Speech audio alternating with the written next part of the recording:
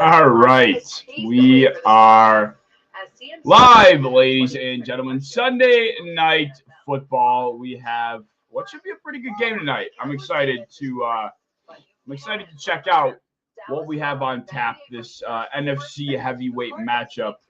Um, 49ers are the favorite, and it seems like most are leaning into San Francisco. What's going on, big body? I'm excited for tonight's game. We got a good one on tap.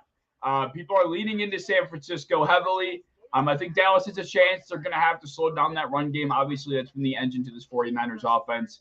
I'm excited to see it happen. Excited to see it run down. I'm just sending out the notifications that I am live right now, so I'll be locked in just a second. But I'm excited. Tonight's going to be fun. I have a lot of different bets going. Today sucked dick, man. Today sucked major ass. What's going on, Scampy, big body? My fantasy team went insane. Some of mine did. Some of them were on the other end of getting their ass kicked. It was a rough day for some people. If you played against Travis Etienne, if you played against Jamar Chase, if you played against DJ Moore, this was a week of explosions, man. Let me tell you. And I benefited to some capacity. I didn't benefit in others. But tonight we have another chance for a lot of points to be scored. I have a league where I am up by, I think, 6 points, and my opponent has Jake Moody left. That's going to come down to the wire. I had a bigger lead in one of my other leagues. I think I had like a 25-point lead. And my opponent had Pollard, Debo, and Kittle left. I had Jake Ferguson. It wasn't looking good to begin with, but then the Jets defense scored that last touchdown on that scoop and score, so that pretty much shot that in the chest. But right now I have I think all my other games are pretty much settled up to this point. My one has 180, and I still have Josh Jacobs and Moody. That's ridiculous. And Jacobs could very easily go bonkers. So you will probably easily steer north of 200 there. That's pretty nuts. I almost eclipsed 200 in one of my leagues. I think I was right on the cusp. USB recognized. I don't know what that means. Can y'all hear me? That's all that matters. As long as you can still hear me, I don't care about nothing else. But tonight, I am all over CeeDee Lamb receptions, all over CeeDee Lamb yards. I'm all over Ferguson receptions, Ferguson yards, as well as Ayuk receptions and Ayuk yards. So that's where I got my money. Hopefully we can cash this morning. I cashed. I think it was the 9:30 London game. I had Josh and Trevor both throwing for over 200, and I had Calvin Ridley for over 40 receiving yards, and I think I had something else on there that cashed. And then my 1 o'clock slate was what I had in my one. Oh, I had another 1 o'clock slip, which had Bijan. Oh, one of the legs was over Bijan 50 rushing yards. All the rest hit. And Tyler Algier took the majority of the snaps on the final 2 drives. So Arthur Smith can go fucking take a hike for that one. I needed 4 more rushing yards for that to hit. And then in my 4:25 p.m. slate, I don't know if some of y'all saw it. If you're in the Discord, I needed over 1.5 passing touchdowns for Kirk Cousins, while also having Madison stay under 15.5 receiving yards. And double-edged sword, the second passing touchdown that Kirk Cousins threw went to Alex Madison for a 9-yard passing touchdown, and he went over his receiving yards. So not been the best day. I saw Jonathan in the Discord said he needed Wilson for 200 passing yards, and he gets to 199. So bad beats all over the place. I saw another guy on Twitter. It was actually Parlay Science. He posted, where's the hook here? So he had this parlay here. James Conner over 60, Jamar over 70, Kelsey 60, Pacheco 50, Garrett 50, Brees 50. So these all cashed. This was a plus 1912.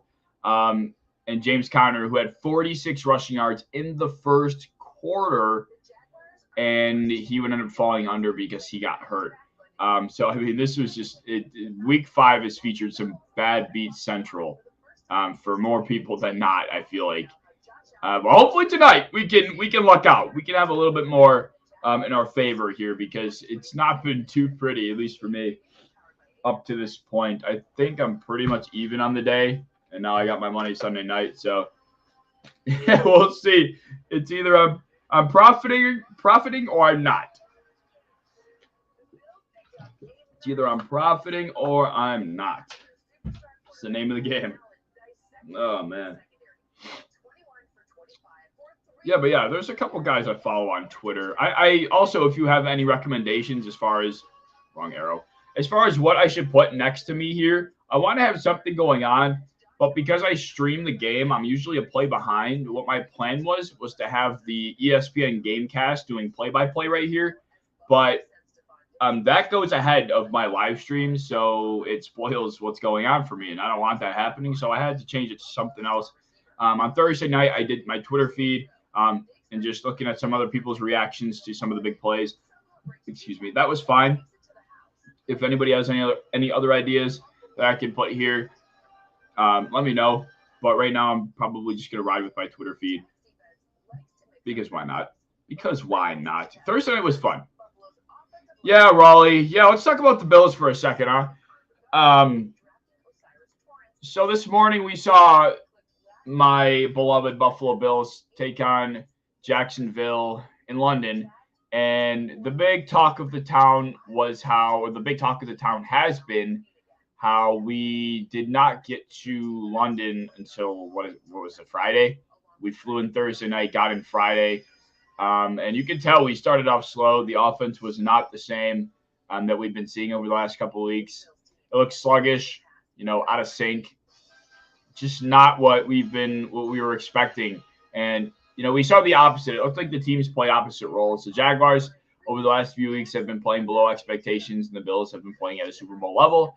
I won't say the Jaguars played at a Super Bowl level today by any stretch, but the Bills, on the other hand, played certainly below expectation. That's a nice way to put it. And what's crazy is the fact that this defense keeps dropping like flies. We're losing players all over the field on the defensive side of the ball, and they still played exceptional. I mean, that was such a gutsy, gritty, tough effort from that defense that was missing so many key guys. And unfortunately, we just fall short. Gonna need more from. I know Gabe Davis ended up having a big back end of the fourth quarter, but you can call me a Gabe Davis hater all you want. Those are the games we need Gabe the most, and he just didn't show up for more than three quarters of the game. I mean, we need Gabe Davis not to make that drop by Gabe following that big play by Diggs. That can't happen. That drop cannot happen. Then you also have just the fact that he needs to be a secondary target. It's like when the run game isn't working against a good defense, it's usually just Josh and Diggs. We need someone else to be present in the offense in games like today, and Gabe just wasn't until it was pretty much out of reach. So, I get he can torch the Commanders secondary. He'll torch the Dolphins secondary. He'll have big days against these weaker secondaries, but it's the games against those tougher defenses that we really need him to show up, where we can't just continue to lean on Josh and Diggs. Josh didn't play fantastic today, but we just can't expect the passing game to be all on the back of Diggs every single time the going gets tough. And that seems to be the case with this team. I was preaching it throughout the offseason. I've been preaching it throughout the regular season. Week one against the Jets, Gabe Davis was invisible against a good secondary. And then they played the Commanders. They played the Dolphins, and he had 2 good weeks because he's playing against guys that he is better than, across from him. But it's those tough corners, those tough defenses where he really disappears, where we need him the most. And, he could put up 800 yards and, have 10 touchdowns on the year. Cool. But if he's not present when we need him, if he's putting up 2 touchdowns and 100 yards against the Commanders, cool. We won that game 34-0. I don't need that in a 34-0 game from Gabe Davis. I need Gabe Davis to have, a modest 7 for 56 and have 4 clutch first down catches. That's what I want from Gabe Davis, realistically. I don't need him to have the big games against the weak secondaries. I need him to have the modest stat line days where it might not look like he put up the craziest numbers, but he made some humongous catches in some humongous spots to move the chains, to put us in scoring opportunities. That's what I want from Gabe Davis. That's what I want from a secondary target. And I feel like we just don't get it enough from him. that's something I can talk about on a later date. But for right now, yeah, that's where I'm at. You know I don't live stream the Bills games as much as I used to, but once they get into prime time, I'll obviously be doing that as well. But for right now, I'm just going to try and stick to the primetime games because it's fun. But Connor, I played against Chase, Burrow, DJ Moore, and ETN this week. I feel like you're lying. Like, there's just no way. I mean, there is a way because it's more than realistic. But, like, there's no way. I mean, that has to be a Chase, Burrow, that's probably, 70, 80 points together. Moore had 50. No, Chase probably had 52. Yeah, that's probably 80 points. 130 plus that's about 170 points probably between those guys. Bills don't suck. Connor, don't be coming in my chat with all that noise. Is it 8:20 yet? Why did no one tell me the game started? Did the game start? I'm rambling. Did this shit start? Someone tell me. I'm here to watch the game. Can I really not watch it? Okay. I really can't stand game on. Okay, thank you. NFL Plus doesn't let me stream the game from my computer apparently. So fuck it. It's really annoying. I guess I'll just do it from my phone again. What's going on, Tommy? Happy to see you in the chat. We're gonna have some fun watching tonight's game. We're gonna make some money, or maybe not. But either way, we're gonna enjoy it. Jets. Yeah, I picked the Broncos today. I'll be honest. Is the game starting? It is indeed, Tommy, and I am not prepared. The game is indeed starting. Hop in the live stream to watch.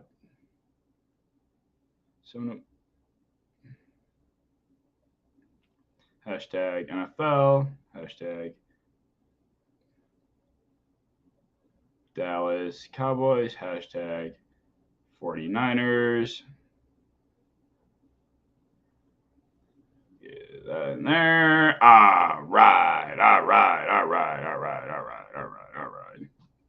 Who do I think is winning? My bandana colors, if you're new around here, my bandana colors will indicate the team I'm rooting for. Tonight, I took the 49ers. That is who I am rooting for tonight. I think they come out on top. Where is the stupid-ass game? Dude, did my app, sign me out? I can't even believe it. I have under Debo yards and over Ayuk. I like that. I like the correlation between those two because I do think it's going to be tough for both of them to get shares in the air, especially with how well Ayuk has been playing lately. I don't really believe that it's possible that Debo will have too much to say in the receiving game. All right, so how did they get to the opposite 45? Can someone fill me in? How many yards would you bring for CMC tonight? I'm going to say about 80 receiving. I would say about 80 yards rushing, I'm sorry, for CMC. All right, so what happened? What did I miss? Because apparently the 49ers are well beyond midfield now. Ayuk already has a catch. A lot of my slips have Ayuk involved. Love to see it. Ayuk's a monster, man. We've been waiting for his breakout. Yeah, Ayuk masterclass incoming. We've been waiting for the Ayuk breakout, man, for the last few years. He was in Kyle Shanahan's doghouse for a couple of years there. Finally, it seems like it's here. Here we go. Where he drops back. Debo over the middle. He fumbles the ball. And it falls. Cowboys just picked up a fumble, but there's a flag. I'm going to say this is. Oh, wow. They called that incomplete. Wow. What's that flag? I'm going to say that flag's on the defense. I don't know, though. We'll see. Yep. Okay. Offsides. That's what I figured. Can you guys hear the stream? Can you guys hear the game in the background? Or is it too loud, too quiet? Tell me. Let me know. Bro, I was picking like the 5th round, and I was seeing him going to 7. That's crazy. Yeah, I mean, I was not high enough on Ayuk, very clearly. He was going way too late. If you were to redraft, he's probably a second, 3rd round pick very easily. He's probably where Olave was getting drafted. probably where Olave was getting drafted. Purdy out of the iPhone passing. Debo, first down.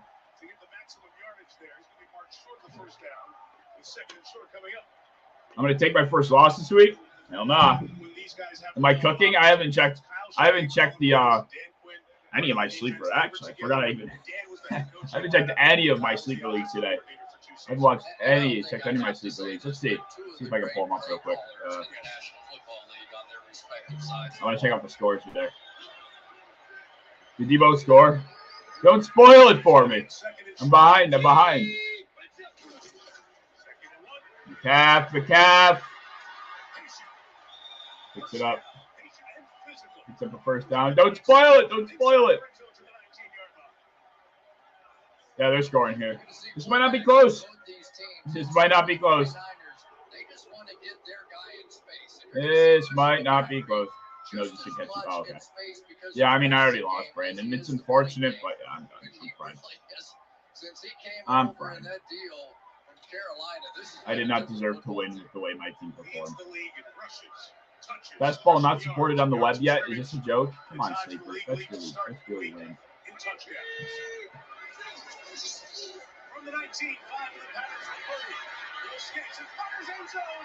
Oh, Kittle! Kyle, that's Kittle. I thought you were saying Juszczyk.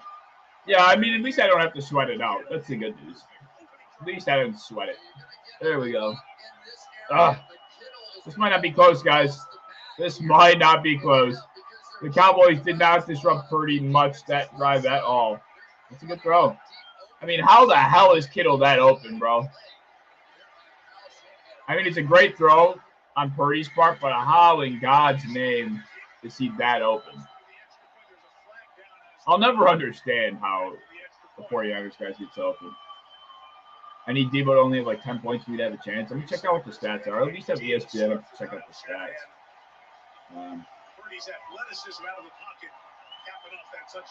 Let's see. I gotta see what the numbers are. Scores. Bring me to this game, please. Offside. Oh, you just got 2 catches already? Lit. All right, this is good because I have this is good because I need Ayuk receptions and yards, which he's already got half of pretty much what I need from him. And I also need Ferguson and Lamb to be involved. So the passing script for Dallas is going to be enforced here big time. Yeah, assuming it continues this way. Okay, are you seeing this? It won't let me click boxes. Golly, that was frustrating. Wow, looks like a seamless drive though on the part of San Francisco. The loss of Trayvon Diggs is, looming larger than I think some people really anticipated. This is a secondary that's really not good outside of him, to be honest with you. Stephon Gilmore was a good add in the offseason, but he's not an add that you can lean on as much as they're going to have to lean on him without Trayvon now. And they're also struggling to stop the run. I don't know if they suffered an injury up front or not that was creating these issues, but they have not been good at stopping the run lately. Let's check out what their EPA has been against the run. Diggs a baby for not playing. Poor guy getting called a baby because he tore his knee. Let's see what their EPA against the run is. It's not been great. It's not been as good as you'd expect it to be for a defense that's been as dominant. Yeah, look at this shit. I know, wait, that's regular EPA. Okay, they've been 8th, so it's not been bad. It's been better than I thought. But a team like the 49ers are going to shred them alive. His son would play through it. That's funny. Yeah, rush EPA, we have Dallas at – this is 8th. This is 8th right here. So they've not been bad against the run.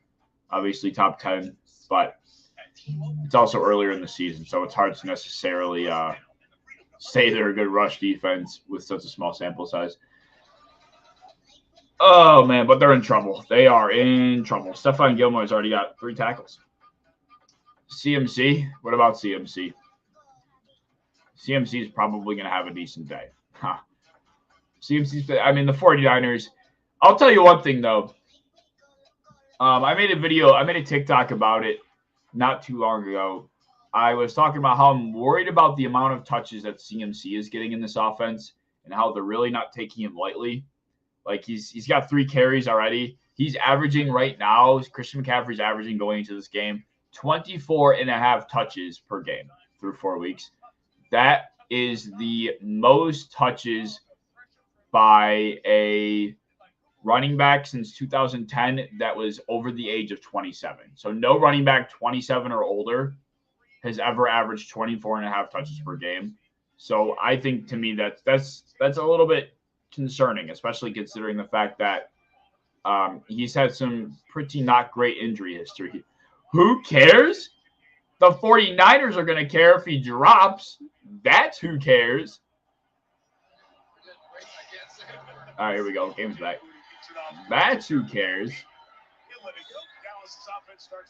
I need something with flavor. Here we go. All right, here we go.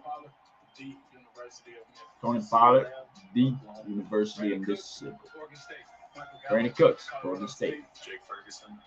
That's my boy, Jake Ferguson. Let's go, Jake. Zach Martin, Notre Dame. Here we go. Jack interception incoming. Here we go. Here we go. That's what his cadence was last week. A 1st and 10 run. So obviously Mike McCarthy has not figured out that the 1st and 10 run is not the way to go. 1st and 10 runs are not the way to go. I don't know if anybody's really noticed, but teams are not running the ball on 1st and 10 that often. The trend is throw. Trend is throw on 1st and 10. See what you're left with on 2nd down. That is that's been taking over the NFL. 49ers opening drive did not even see a 3rd down. That's crazy. Back, lacing it. That's Shoemaker? Why are we throwing to Shoemaker? Throw to 3rd. Already 3rd and 8. We're already 3rd and 8. Oh, man. They're about to have the fastest 3-and-out ever. I'm gonna have to end the stream early if they go down by 21 points or something. Did Sanders lose his job? Are we talking about Miles Sanders? What Sanders are we talking about? I don't know. I watched a lot of football today. I'm not sure exactly what you're referencing. In that Panthers game, if it is McCaffrey, it's not one I watch that much. Throw is strapped. Michael Gallup was just putting a straight jacket. Dak threw it up, and they went 3-and-out. That was a, 30-second no team. That was a 30-second drive, maybe. That was maybe a 30-second drive. That's crazy.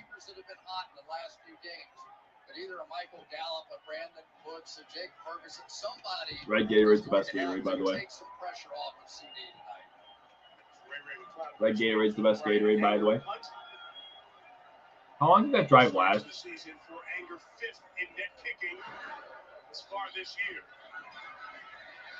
That drive lasted 50 seconds. 50-second drive from the Cowboys to start the game. That is not ideal. For a 49ers team that went down the field and scored 7 without seeing a 3rd down in under 4 minutes, you go out offensively and you give the ball back 50 seconds later for them to probably do it again. Not ideal. Not ideal. Is that good? I'm trying to figure that out. Like, it might be. It might be.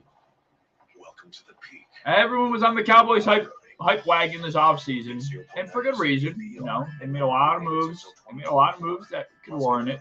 But they also, you have to understand, they're the Cowboys. Things just happen to go wrong. Before Trayvon Diggs goes down, Is Mozzie Smith been playing? What's going on with Mozzie Smith? I thought he was playing well to start the year. I feel like in the interior we haven't heard his name too much. But I mean, this defensive front, just outside of Micah Parsons, they don't disrupt enough. They really don't. They really don't. Just wait till they power at center. Hey, we've seen running backs under center before, haven't we? We've seen it before, haven't we? This is an awful commercial.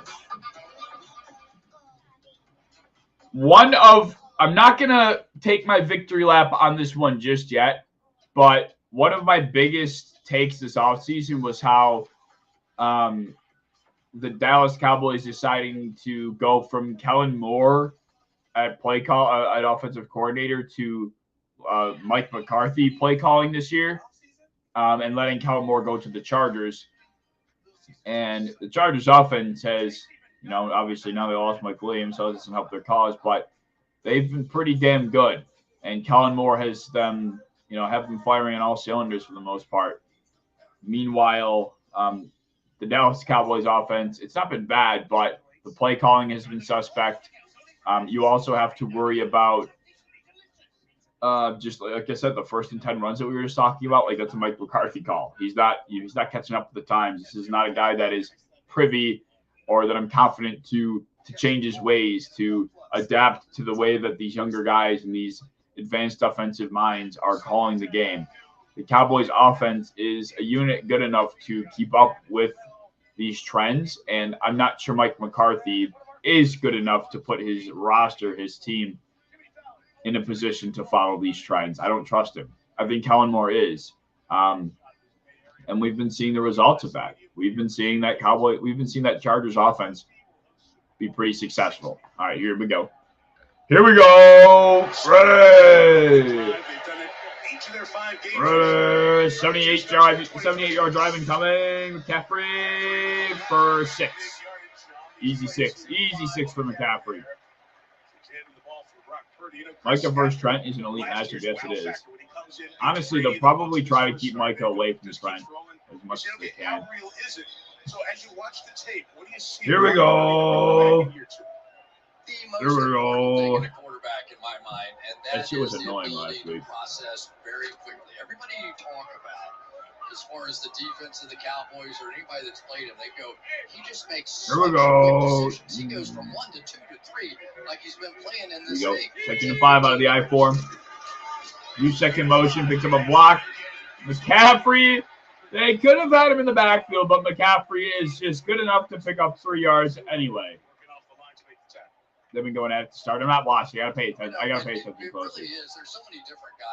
I'm definitely I'm a watcher of football. I get glued to the ball. I don't always watch what's going on around the ball, which is fine. But in the league, and yet all we ever end up talking about is Micah Parsons because he's so flashy on the other side. So these two edge players for the Dallas. This is a big third down here. It's a big third down. If they can get him off the field, that's huge.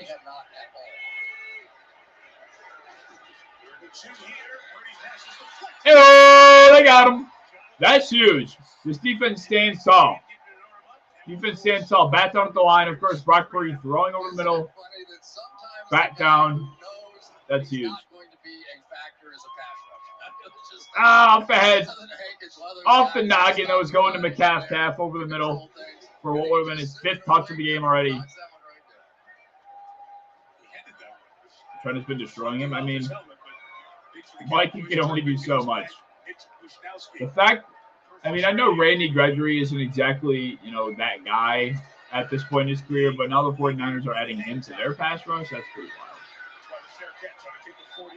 All right, Dallas's offense gets a chance to not be put behind the 8 ball that much. That's a big stop. Dude, don't go to a full commercial. Like, come on.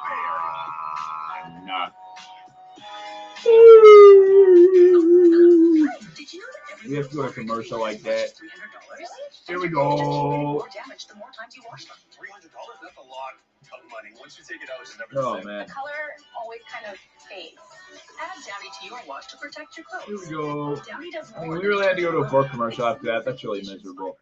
So clothes look newer. So what Dallas is going to have to do in this game is find a way to. I think a guy like Michael Gallup, even though he was blanketed, on the one ball he just received a target on. I think a guy like Michael Gallup could bully his way to get open against these guys in the secondary because it's very often that you might see, like the 49ers did on their first offensive drive. They're going to draw the attention towards CD. They're going to force the Cowboys to win elsewhere, and they're not going to win on the ground either. Like Pollard's not going to win this game for them. It's going to have to be via Dak's arm. It's going to have to be via somebody not named CeeDee Lamb. I think Michael Gallup could be that guy. I'm hoping Jake Ferguson is also one of those guys. But big physical receivers typically are what have their way against the 49ers secondary. Big physical guys have their way against the secondary like San Francisco's. And I think Michael Gallup is one of them. Jake Ferguson is one of them. So that is who is really going to have to win this game offensively for Dallas. And then you, of course, sprinkle CeeDee Lamb in here and there. But Tony Pollard's not winning this game for him. CeeDee's not going to win this game for him. It's going to have to be on the backs of these secondary pass catchers. And this defense as well. I mean, I honestly did not think that after the 49ers had a 3-minute, 50-second drive that didn't see a third down for 7 points and then go out and have a 3-and-out the following drive. Didn't think that was coming, but that's a huge stop. Huge stop.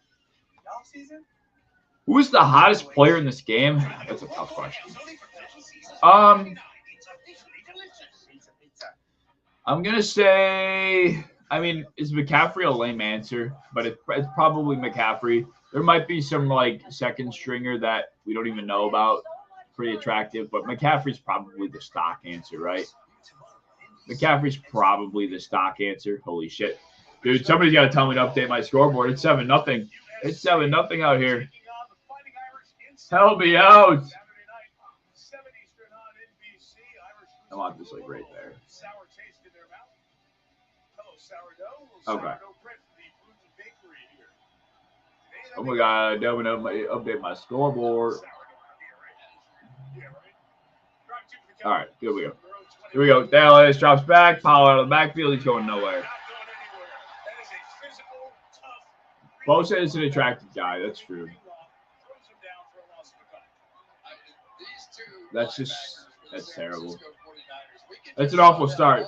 They went with the 1st and 10 throw on first down, but the 1st and 10 throw. But a swing pass with no blocking set up. It didn't look like Dak put much thought into that one. It didn't look like it was by design. That's just going to put you behind the sticks. You might as well have ran the ball from 4 yards. All right, underneath, there's CeeDee. Get yourself in a 3rd and manageable. This is huge. You can't go 3-and-out again. You can't expect this defense to stop this 49ers offense consistently. I think so too, Klein. I feel like CMC is the only right answer here. I think so too.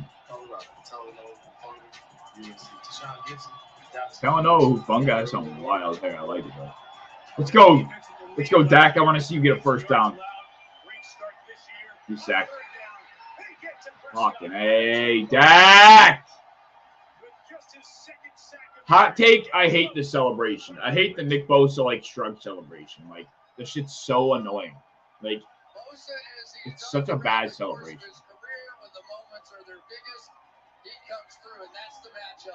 Yeah, poor Terrence Steele, man. Oh my God, you cannot put this defense in this position. You cannot continue to put your defense in this position, man. That's terrible.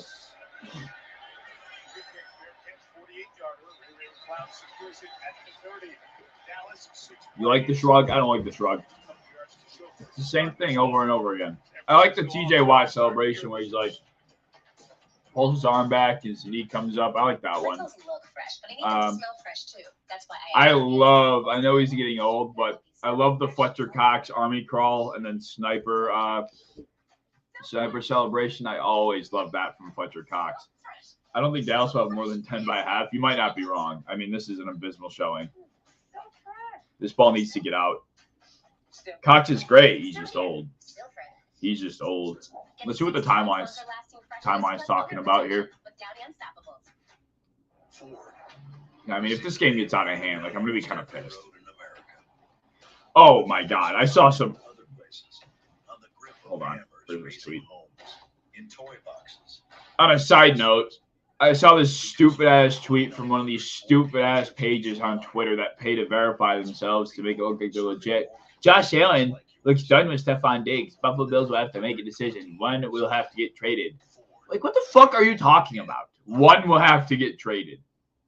They were a week ago from being Super Bowl contenders and playing like it. Now this week, because Diggs is frustrated by the way the offense is going, the offense is playing. I don't know. Like, I fucking hate the internet.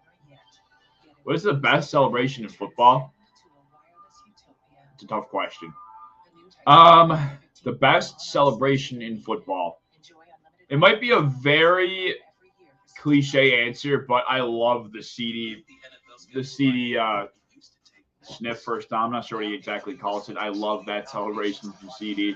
What other celebration do I like? I loved the oh my God, what's his name?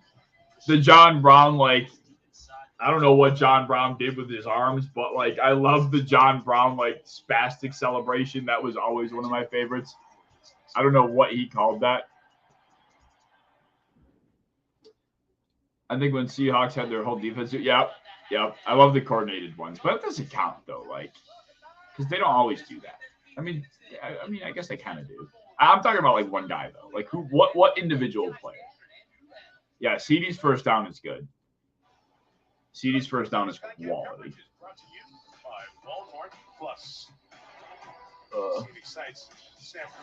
Yep, that's pretty much same by the memory. Drake had a 21 Savage statue. What the fuck? That's just kind of weird. This is kind of weird. So it is early, but by any measure, these two of the top teams in the league. I'll look at it after. Here we go. All right. Can the 49ers put them down by 2 possessions? First play, Purdy said. Honestly, I don't think I've ever seen Brock Purdy get sacked in my life. I don't know if I've ever seen a Micah Parsons or a Brock Purdy sack. That might be a first.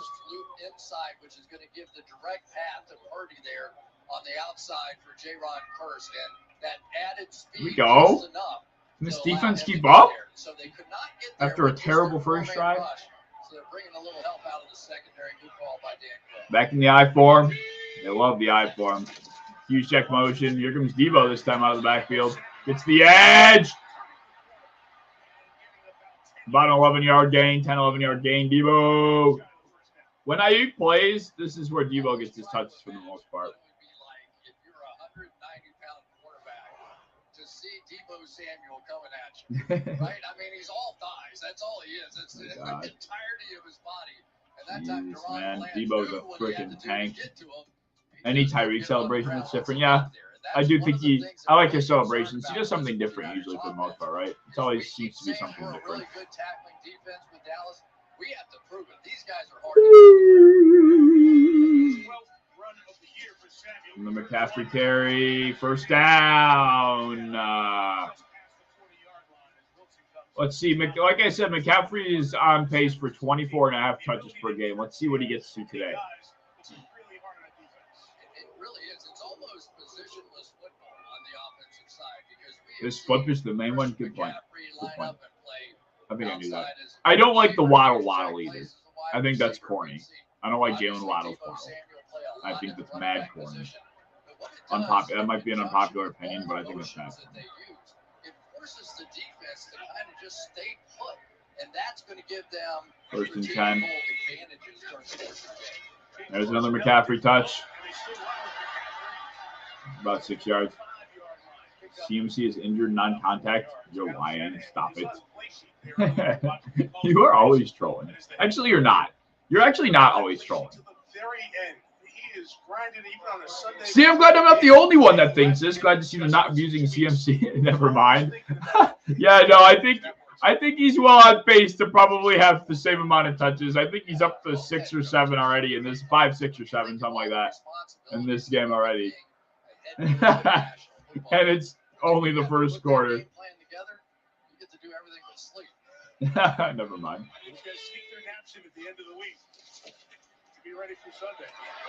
Bat down. Man, playing defensive line against Brock Purdy might not be that hard because you don't even have to get in his face. You just have to put your hands up because you know it's getting thrown over the fucking middle. Yes, it is, and it's even when he just goes out in the as a part of the passing pattern. And Purdy, in his infinite wisdom, loves to throw checkdowns, and it's always to McCaffrey. It's like, typically, when you run the ball and then the next play you send your back on a pattern as a part of the pattern, it's not usually going to go to him, go to your running back. But for this offense, it's not the case. And Purdy's out wide here. He's going to him. There's a target. Right on fucking cue. What are we talking about? Usually, when you send your running back out in a pattern, he's not going to be your first read. What we got? Wow. That's a brutal call. Where was he lined up? I will never understand how a defensive back can line up offside. Running backs have been so shit. Can I say that on YouTube? Yeah, I think so. Yeah, that was absolutely offside. I don't know how a defensive back can line up offside, but whatever. Bro's playing too much press. Hey, what are you doing? Finally a break for McCaffrey. Even the broadcast is saying it. Like, it doesn't matter who's back there. They're going to gain 6 yards per touch. It doesn't have to be McCaffrey every time. Holy shit, he's actually on the sideline. This is groundbreaking. But yeah, I know running backs have been. It's just been a crapshoot. Like this week, I needed a running back. I streamed Matt Breida, and then all of a sudden, some guy named E. Gray is out touching him. Who the fuck is E. Gray? The last couple of weeks, it's been Matt Breida's backfield, and he's been like fighting with Gary Brightwell for a couple of touches. Now E. Gray comes out of nowhere and starts taking Matt Breida touches. Like, who's E. Gray? Give me a break. Jordan Mason. They're actually giving him a break. Maybe they saw a caveman YouTube video or a caveman TikTok, and they're like, you know what? This kid actually, oh, here he comes. This kid actually kind of makes some sense. You started Tajay. Honestly, the way he's been getting the ball, like, it's a bold move, but not a crazy move. Bold, but not crazy. Jordan Mason, but that's what you want out of Micah Parsons. I mean, yeah. I mean, you're averaging 3 to 4 yards per carry with any running back you have in this backfield. 4 to 5 yards per carry, rather. Yeah, McCaffrey might get you 6 to 7. Use check. I was looking on sleeper picks. I was staring at Kyle Juszczyk over half a receiving yard, and I didn't do it. Stupid. Oh, it was so free. Well, it was him or Ronnie Rivers. Yeah, I think he made the right decision. And pretty good when he gets out in space as well. That was close on the tail end to it of a penalty as well.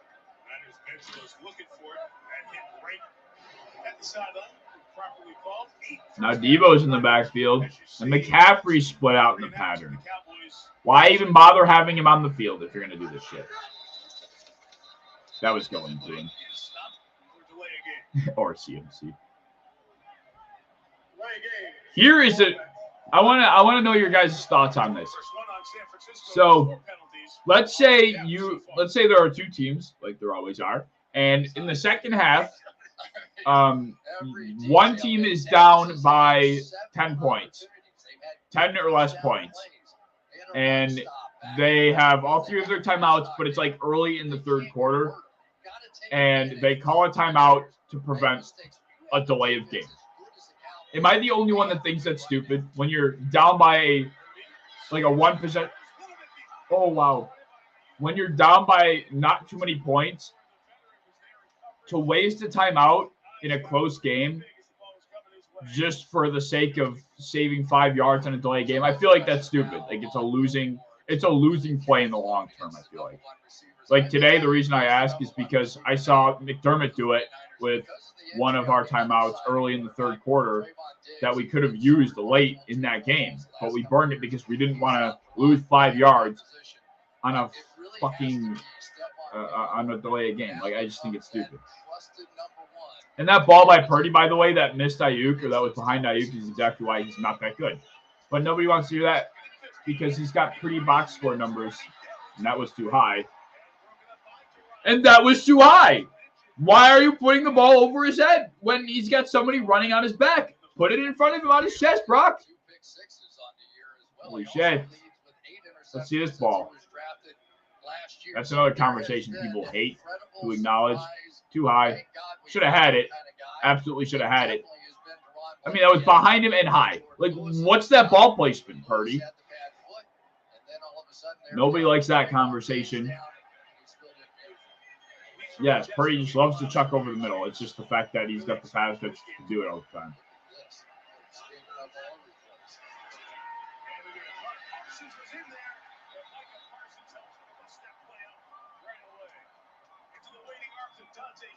Oh, what was that play call? I don't hate it, actually. So I think what San Francisco was trying to do there was they were gonna try and set up 2 more downs. So you run the ball there. Hopefully you cut whatever their yardage was in half. And but instead, obviously, he lost yards. But I think the idea there was to cut it in half and then go for it on 4th, but obviously it didn't work.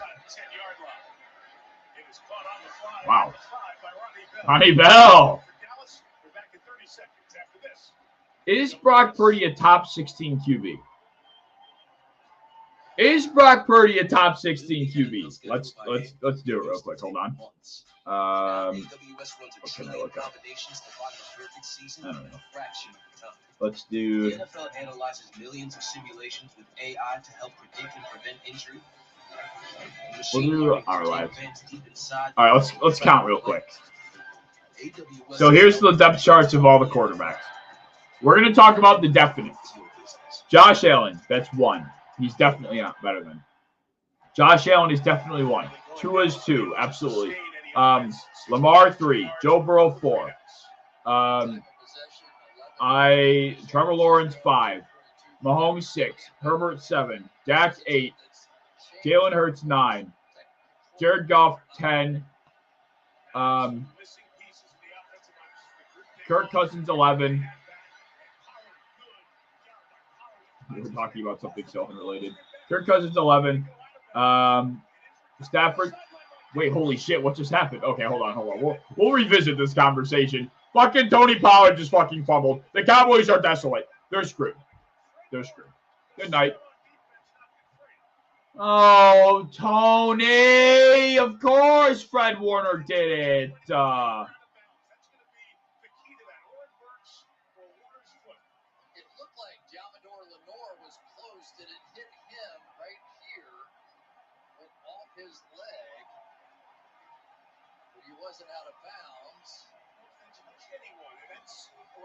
Wow.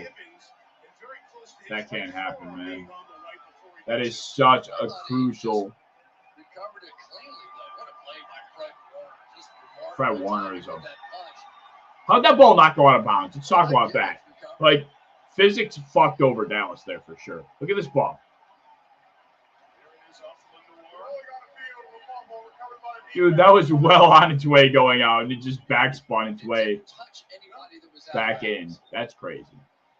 Fred Warner, 2-time All-Pro the last 3 years. That can't happen. Like that. Being reviewed in New York.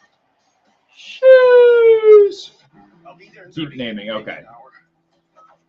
So, okay, let me go back to the definites. The definites: Josh Allen, Tua, Lamar, Joe Burrow 4, Trevor 5, Mahomes 6, Herbert 7, Hurts 8. We'll count I'm going to count Kyler too. That's 10. I'm going to count Dallas. I'm going to count Kyler there as 10, Dallas. So here are the guys that I think you also are easily taking over Brock, and you'd be crazy to make an argument against, but they're not necessarily the Josh Allens and the Lamars, etc. That would be, we're up to 10 right now. That would be Deshaun, 11. I think Stroud as well, 12. I would say Richardson as well, 13. I would say Dak, 14. Goff, 15. I would Kirk, 16. That's 16 right there. Baker? Probably. We'll see about that. That's 16, though. Stafford, 17. Geno, 18. I mean, how many names? No, Goff, you're wild for that. Goff is absolutely better than Purdy right now. Come on. It takes about they're literally they play in identical they're in identical situations. They have not Baker. I won't go as far as to say Baker. Goff, yes. And I would also argue that I might take Howell. I still think Mac Jones could very easily operate the 49ers offense. I still will die on that hill. As well as Pickett. I know everybody hates Kenny Pickett, but I think Kenny Pickett's just trying to survive the Matt Canada. No, it's not crazy. Like Jones doesn't extend plays. How can you say that? Daniel Jones, I will still say Daniel Jones. Like Mike McCarthy, do something about your team. Derek Carr, forgot about him.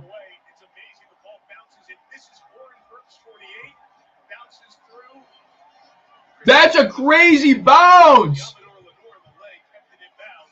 Look at this ball. I'm going to tell you, that punch out by Fred Warner is as good as you will see. Did you see that last bounce before it went out of bounds? It literally stayed in. It's like there's a remote control in it. That's crazy, man. It's like 17-18. I think he's 22 at the highest. Like, I think I'd put him no higher than like 20. I think the max I'd put him at is 20. And that's not a good day. With the 49ers, so you never know which way that's going to go. Sorry. The only person that can't operate the 49ers offense is apparently Trey Lance.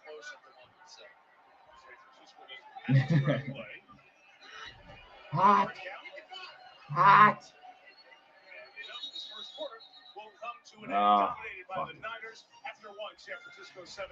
Sunday Night Football continues after these messages.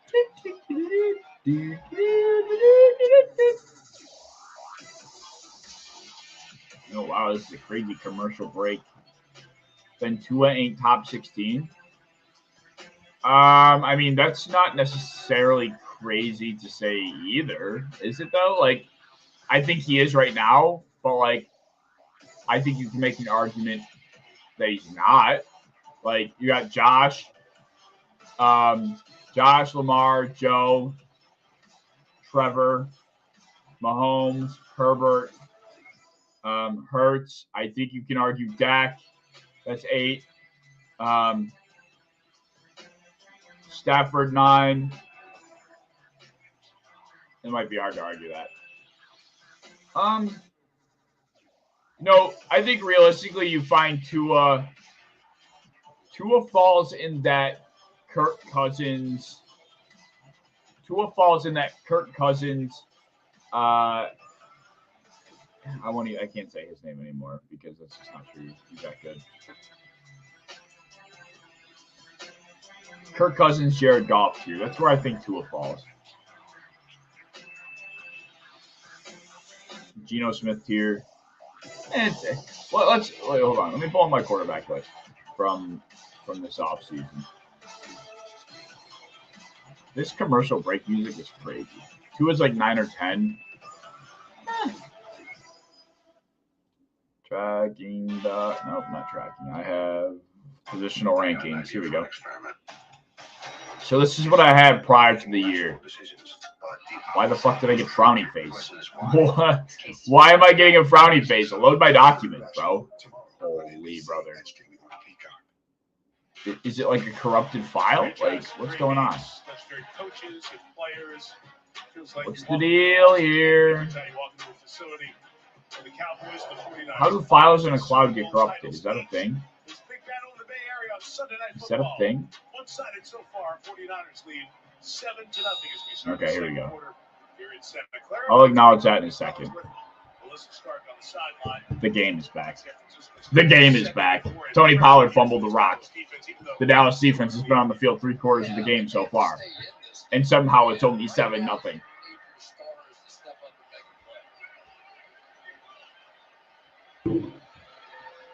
This game should be 28-0 realistically. And then McCaffrey touch. Dude, McCaffrey's touchdown streak is insane. He fumbled it? What's happening?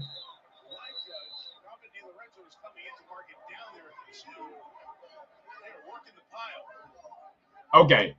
If there was a FanDuel bet for McCaffrey and Pollard fumble, that would have to be like plus.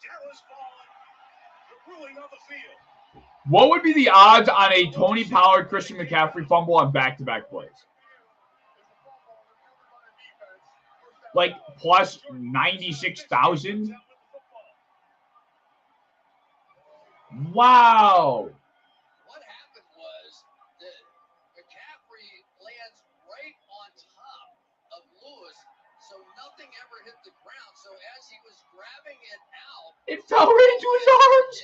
Oh, that's so brutal. That luck is almost as bad as what we saw with the Cowboys fumble. Wow! Literally, who would have thought we'd be seeing a McCaffrey and Pollard fumble on back-to-back plays? That's crazy. He ripped it out of his hands while he was getting trucked. That is crazy respect. He stopped the touchdown and ripped that ball out and just took it. He didn't even like force the fumble. He just took it. He said, "Give me my fucking lunch money." That's crazy. That's crazy. That's crazy. See, this is where Dak gets safety. This is the Dak Prescott moment. What does that mean? Oh, fuck, Mike McCarthy. You're going to make him do something. I'm scared for this. I'm scared. I'm Skate-Rod. Oh, he's taking a shot. Michael, get up. I want to play. Good D. Good D. Dak does not suck. Stop. Stop.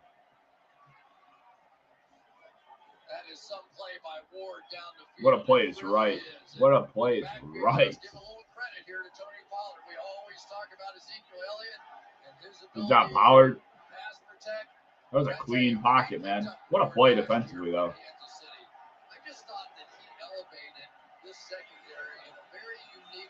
See, this is where they run the ball and get stuffed again, right? Oh, wow. What's with the Gallup targets? What's with the Gallup targets? Can we throw to CeeDee Lamb? Can we throw to Jake Ferguson, please? I'd like to see a Jake Ferguson reception. You haven't seen a Brandon Ayuk reception since the first drive? I need some. You need to pick this up. You need to pick this up. You need to pick this up. You cannot go 3 and out again. You cannot have another drive last 3 plays or less again.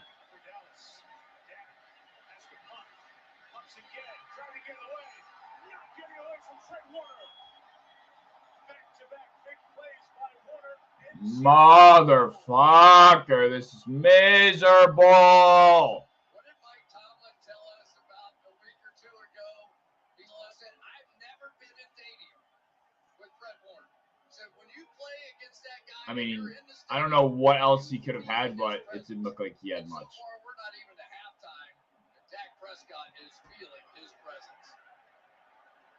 Well, at least it didn't get fumbled again. Oh man, what a terrible performance so far. Did Bro just trip? Wow, good return right on the cloud. They have the back counter on that one. Which one, the Dak sucks or he had CD over the middle?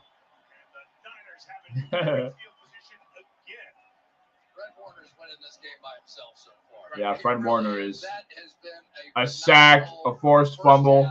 What else does he have going for him? Let's see. He is the dynamic leader. He really is. When you watch them play defense and some of these vision zones that they he is the guy that is asked to do more than anybody else on the 3 tackles, a sack, a tackle for loss, a quarterback hit, and a forced fumble.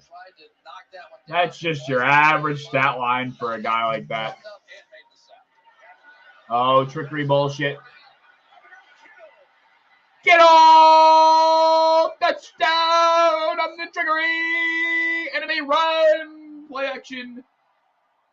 Play action, handoff, jet sweep, eye candy in the backfield. Your typical Kyle Shanahan bullshit behind the line of scrimmage completely confuses the Dallas defense.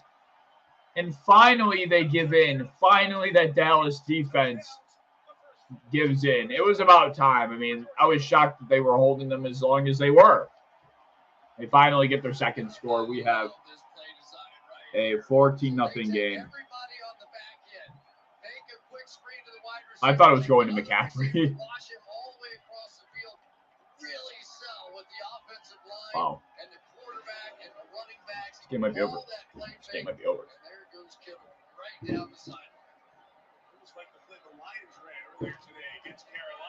Obviously, it's only week 4, but this is a good measuring stick. This is a good measuring stick. Dallas is supposed to be right next to Philly, right next to San Francisco, and right now they haven't had a play or haven't had a drive that has lasted more than 3 plays. So yeah. Surprised on the Kittle usage? Yeah, me too. Honestly, Kittle was someone I was sketched out about taking when it came to fantasy, but he's been killing it. I think so too. My Super Bowl prediction was San Francisco and Buffalo, and I took San Francisco to win it. And right now, I don't hate it. I don't hate that opinion. Dak has some really good games, but he can't perform a lot, and that's not what you want from your quarterback. I don't know. I think Dak. I think Dak is typically pretty great. Last year, I think he just had extremely bad turnover luck. I also think the Cowboys offense was dealing with a lot of things like a weaker offensive line, the pass catchers not being the same without Amari Cooper. The run game wasn't as good as it typically is. You know, the offense was much different. I think Dak, in a vacuum as a pocket passer, is still very good. I think you might be right in this sense. He might not be as much of a playmaker as he used to be, but I still think he's definitely good enough to get the job done. I think at this point, what we can argue is that they are not supporting this group of pass catchers as much as they should, or supporting Dak with this group of pass catchers as much as they should. Brandon Cooks has been invisible in this offense. Like, where is Brandon Cooks? Like, CeeDee Lamb quite literally is the only threat. Michael Gallup, they bring in Brandon Cooks to downgrade Michael Gallup from being that second option outside of CeeDee Lamb. And Brandon Cooks, got hurt. Doesn't seem like he's that involved. He's not stretching the field the way everyone thought he would be. Like, what is Brandon Cooks really doing? I don't know. That's just me.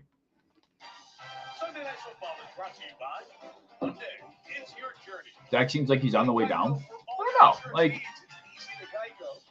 is he though? Let's see. Let's see what his EPA is amongst all quarterbacks so far. Let's see. I think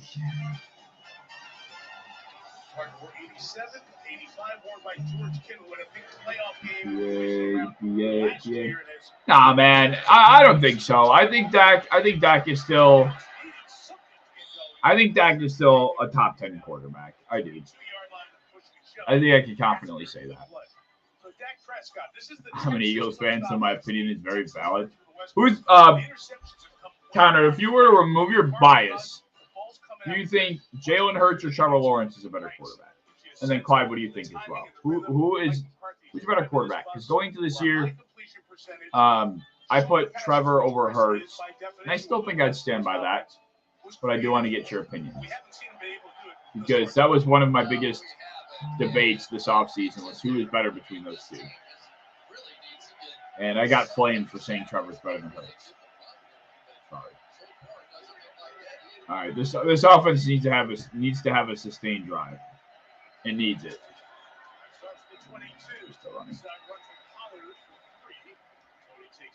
Okay. You know what?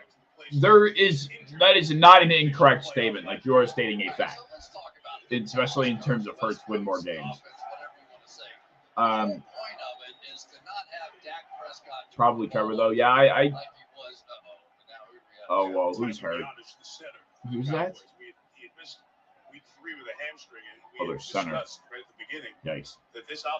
Yeah, I think Trevor has the edge. I think his arm just puts him over Hurts slightly. I also think he's got enough athletic ability. Trevor Lawrence is not an athlete. Like, he's not just a statue pocket passer. This dude's an athlete. He can take hits. He can probably, not execute the tush push as well. But if you stuck Trevor Lawrence behind the Eagles' offensive line, he's long enough to be able to execute it. Did play in one game as his replacement, but the beat goes on for this offensive line and their struggle. I personally don't put too much stock into rushing ability as a quarterback, because I think just simply being athleticism and being a playmaker is more important. I think at the end of the day, like, Mahomes' level of mobility, Mahomes' level of athleticism is really all you need in a quarterback. I don't think you need anything more than that. I think what Mahomes has to offer as an athlete with his mobility is perfect. It's the perfect amount. They really think that he's going to be something special, whether he's playing tackle or playing guard. Yeah, I agree with that, Connor. I agree with that as well, Clyde, easily. We can say that about a lot of guys. Trevor will have more longevity. I'll be interested to see if, to be fair, Jalen does sit in the pocket pretty often. I would say what I'll be most interested to see is if when Jalen Hurts has to slowly make that transition into being they're running the tush push right on cue. They ran the push. When Jalen Hurts is not athletically gifted enough to line up and run a quarterback power, consistently run the tush push, or just rely on his athleticism, will he? And when he's playing with a weaker supporting cast, will he be able to be as good of a pocket passer? That'll be something to watch out for. Is that Rico Dowdle? What a run by Rico Dowdle. Respect. Respect Rico Dowdle. Pollard and Olave for Bijan. I may hold Pollard Olave. That was awfully typed, but that's okay.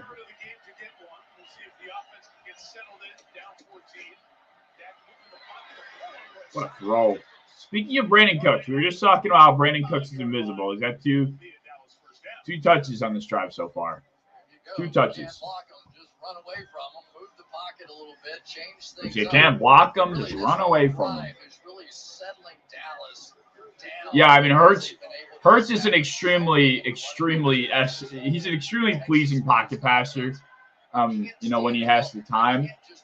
But, there will be a point in his career where he doesn't have the A.J. Brown and Devontae Smiths and Dallas Goederts to throw to, where he doesn't have the best offensive line in football that has a run game that averages 3 yards before contact. Like, that's going to happen. Will he be as good at that point? How will he perform under pressure? Like, I'll be interested to see how that goes. If you would just throw to Smitty is right, what the hell? Clyde says, what do you think about trading ETN for Cooper in fantasy? Really rich at running back at the moment? I think you hold on to ETN. You can get a lot more for ETN coming off of that big week.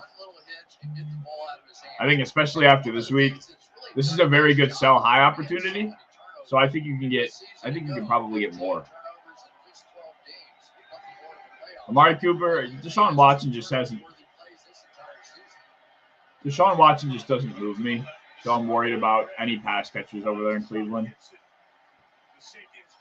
And now Deshaun's battling a shoulder injury, so if DTR is going to be in and out of the lineup, any pass catcher is going to be concerning to me for Cleveland. So I think you can get more than that for Travis Etienne. I mean, this is terrible on Dallas's part. Like, there's got to be a point where you just get your ball into the hands of your playmakers. Are we going to be buying Pollard low this week? Yeah, we are. That's Amari Cooper's excellent. It's just Deshaun Watson and not only his passing ability, but his availability. Like, missing a week is, missing this week was huge. Obviously, DTR is not going to be able to support anybody fantasy-wise. Jake Ferguson! Yeah! Bow-bow. Bow-bow. I got Jake Ferguson on a couple slips. Bow-bow, bitch. Bow-bow. Dak is holding back the Cowboys. Too bad. Jerry Jones is all ego, zero brains. Guess Cowboys fans can't wait till. So we have on scene our average Cowboys hater. I respect the grind. I don't think Dak is holding back the Cowboys. I think there are other factors. But dumps it out. Poor Rico Dowdle just caught the smacking. Poor Rico Dowdle just took a lick for any reason. Any tight end with the number 87 is sick. That's so fast. Like, they're just automatically good. What is Sam Laporta 87? Yes, this is the real statement. I think Mike McCarthy. They haven't been able to figure out the head coach. I think that's really what it is, in my opinion. Any tight end with 87 is Laporta 87? He's 80-something. He is? Yeah, that makes sense. Ball out.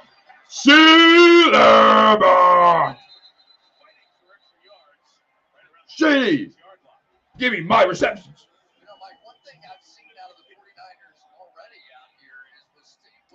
Yeah, what we should see from a guy like CeeDee Lamb is, I like to call manufactured touches. Get the ball in his hands no matter what. We saw Cincinnati. They've done it. Cincinnati's 2 wins this year. They have had Jamar Chase with 10-plus receptions, over 100-plus receiving yards, because they need to get the ball in their playmakers' hands, and that's the best playmaker, so that's what they do. That's what I think every team should be doing with all of their playmakers. Darpin got it! Bang! 14-7. We have a game, folks. Dak Prescott. I'm supposed to be rooting for San Francisco, but I'm hyped. I'm hyped for good football. Man.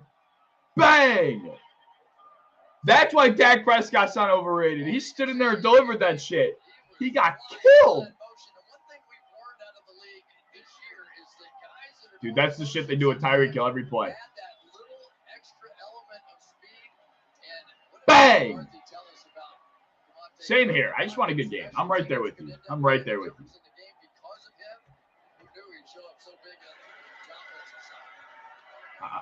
I just want a good game.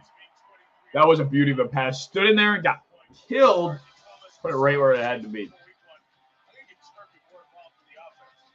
That's a tough catch. He's like, that's a tough-ass catch. Dak must have been reading the chat back. The second that this comment came in, Dak comes in, stands in the pocket, and delivers. delivers. You love to see it. You love to see it.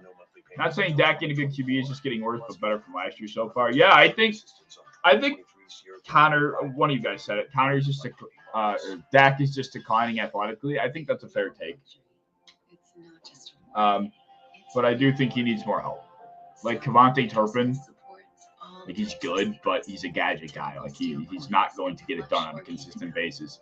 Michael Gallup isn't getting it done on a consistent basis. Had to be. I have Niners spread. What was it? 5.5? Was Niners spread 5.5? He wants out. What is yeah, I think Niners spread was 5.5, if I'm not mistaken. But yeah, I just want a good game too. That's all I care about. Like, I'm a Bills fan, and I will always be a Bills fan till the day I die. But I really just try to enjoy football for what it is. Like, if the Bills lose a very close game or a very tough game, you know, I will be very fine with. I'll be fine with it, to be frank, because that means it's probably a good game, and I enjoy watching good football. It'll hurt that the Bills lost because I'm a Bills fan, but if it was a good game, competitive, plays were made, you know, one team just made one more play than the other, you know, I'm fine with that. I am a fan of good football. Hire a freelancer and take your business to the next level. You're welcome, America. I'm a Jets fan. What do you think about week 1? Oh man, week 1, I think it was pretty much what everyone was saying. The Bills win that game if they don't do what they did offensively. If Josh Allen just wasn't forcing the football, you know, they win that game without having to do very much. You know, obviously the Jets were in shock from, unfortunately, what happened with Rodgers. So, you know, we could have had 100 yards on offense the rest of the game. And as long as we didn't turn it over and just ate clock and kicked a couple field goals, we win. But instead, Josh kept forcing. The defense, you know, the Jets defense said, you know what, Josh, we're going to make you take what you get underneath. And, you know, if you want to take the home run balls, you can throw it right into the teeth. And they did, and he continued to do it. But I think that is exactly, you know, what that Jets defense is good at. That Jets defense is one of the best in the league for a reason. You know, the talent is all over the place on that unit, and it's, you know, it's coached well enough. I don't know if I'm convinced on Robert. Are you convinced on Robert Saleh, Clyde? I don't know. I think Robert Saleh is a good coach. He's not on the hot seat by any stretch, but I also wouldn't consider him. I don't know if I consider him a top 10 coach either. I don't know. If he sticks with Zach Wilson this whole way through, which it seems like he's going to for good reason because he's playing well, but he kind of proves everyone wrong. Like, you know, I'll have a lot of respect for Saleh if Zach Wilson ends up making them even a playoff team. Like, I'll gain a ton of respect because I shit on Saleh for sticking with Zach. I think it's stupid, or I was thinking it's stupid. Why are you wasting your time? You went out in the offseason to get Rodgers for a reason. Don't waste the season, yada, yada, yada. If Zach actually makes them competitive and, you know, he brings them to the playoffs or, you know, competing for it, you know, I'll get a lot of respect for Saleh for sticking to his guns. I thought Kyle made a good point. He said it's almost like well, pretty much. That's how I feel. I think I don't know what it is. Like like after Rodgers went down and then after the first couple of weeks of playing with Wilson, I don't know how Saleh could go out into the post-game press conference and say, Zach is our quarterback, like right after a putrid performance. I don't know. There's a glimmer of hope there we won tonight, so I think we're stuck in limbo where we can't take. That's also the problem. It's like you don't want to be also – there's nothing worse than being a mid-team because then you're not competing for shit, but you're also not getting a draft pick. What the fuck is that? That's what the Bills were stuck in for years upon years upon years, being a mid-team. And that's why we were in a drought for 18 years. What was your question, Con? Would you rather have your team win every game by 20 or one possession every game? Wait. Would you rather have your team win every game by 20 or one possession every game? Be the 7 seed, barely making it in, and win. Wait, can you rephrase that with like commas? Yeah, I'm confused a little bit. I'm confused a little bit. Especially after all the defensive players we have drafted. Yeah, I mean, yeah. It's just it really sucks that we're just sitting here thinking, what if Rodgers was healthy? What would this team be looking like? There's the fucking lick. Poor fucking guy's getting murdered. Holy shit. I'm telling you, man, they gotta chill. This guy's snap. This guy's usage. Holy shit. Holy fuck. He got up like it was nothing.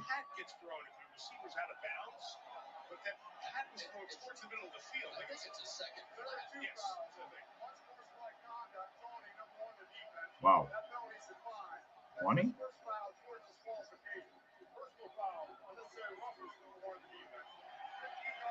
Really? I missed the taunting.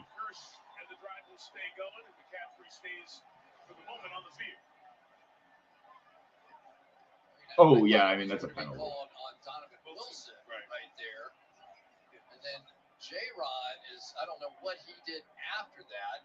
What did Kears do? It's a great play by Wanye Thomas. And I guess the taunt came after.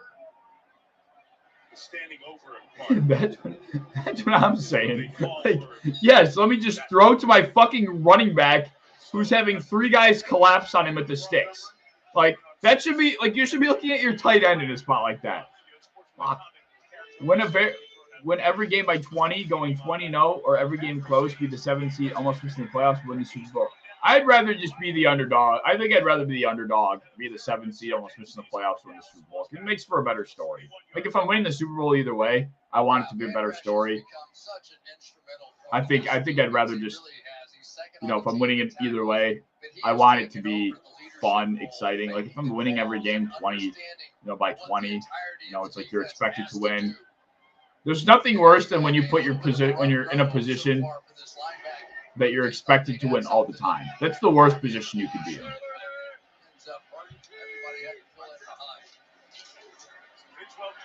Another McCaffrey touch, and he's gone. Good night. Good night.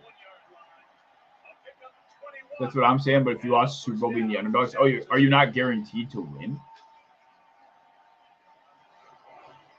Nothing worse than when you come out and you're playing linebacker and you see the screen. Eagles last year, yeah. But they also have 2 guys right in front of you. Let's look at the McCaffrey touches, and not even mentioning, like, how many times he's been targeted and hit. You've got a weapon like Christian McCaffrey in behind you. People like Trent Williams that can get out. 11 carries for McCaffrey. He's got 1 catch, and that, like I said, doesn't count the target he just had. Jordan Mason, finally. And the other one, but if you didn't win, would you still take that over 20-0? I think I'd rather have a Super Bowl. Like, if I don't win and I'm the underdog being, I want to win the Super Bowl either way. Like, if one results in maybe not winning the Super Bowl, I'm taking the one where I'm guaranteed to win the Super Bowl 10 out of 10 times. 10 out of 10 times. You want to get pressure, but you also have to be fundamentally sound when you're playing the running game. 10 out of 10 times. There was an interesting one of those questions that I saw on Twitter like last offseason that I really enjoyed. I can't remember what it was. I think it was like, would you rather have a receiver that always was open but only caught, but every ball thrown to him, he had a 50-50 chance of catching? Or if you had a receiver where every target that hit his hands, he caught, no matter what? I think that was the question. So would you rather have a receiver that always got open, but it was a 50-50 chance that he would catch it? Or would you rather have a receiver that caught everything as long as the ball hit his hands? That was the question I saw, and that was fun. Devo's a monster. Oh, man.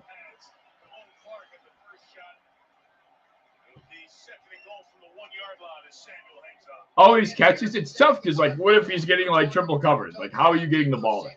Like, it'll be really tough to get the ball there, you know what I mean? But the QB like Mahomes is over. That's true. That's true. Depends on the QB. Fair enough. Let's say we have, like, Geno Smith. Geno Smith's an accurate guy. He's not, like, crazy athletic, but, you know, he might not make a play like Mahomes, but he is you know, accurate. Where's McCaffrey now? 14 straight games with the McCaffrey touchdown. This is always insane. This is insane.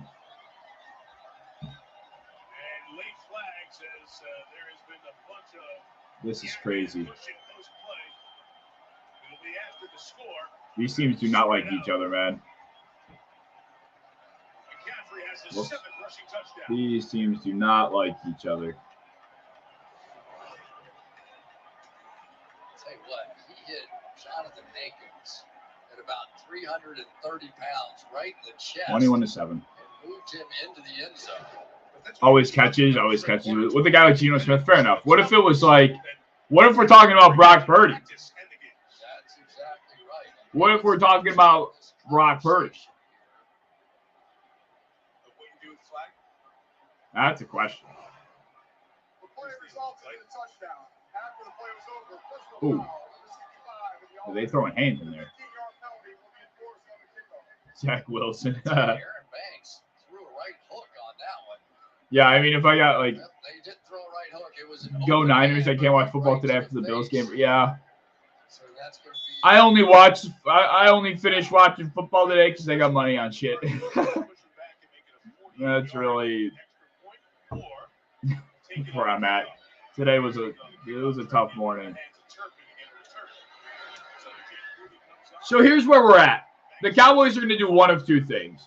They're going to get this ball, they're going to drive down the field, and they're going to get some points. Or they're going to go 3 and out, spend a total of 46 seconds on the field, give the 49ers the ball back, and they're going to score before half, and then go up 24 plus to 7. Only one of those two things are happening. What started as a commitment to crafting a better men's shirt has evolved into a mission to redefine your One of those two things are happening. From the gym to the office to Why do I even like Brock Purdy's passing to, like, why do I even debate why does anybody debate if Brock Purdy's going to throw for 1.5 passing touchdowns? He does it every fucking game. This team is like a cash cow, and I'm just too afraid to bet it.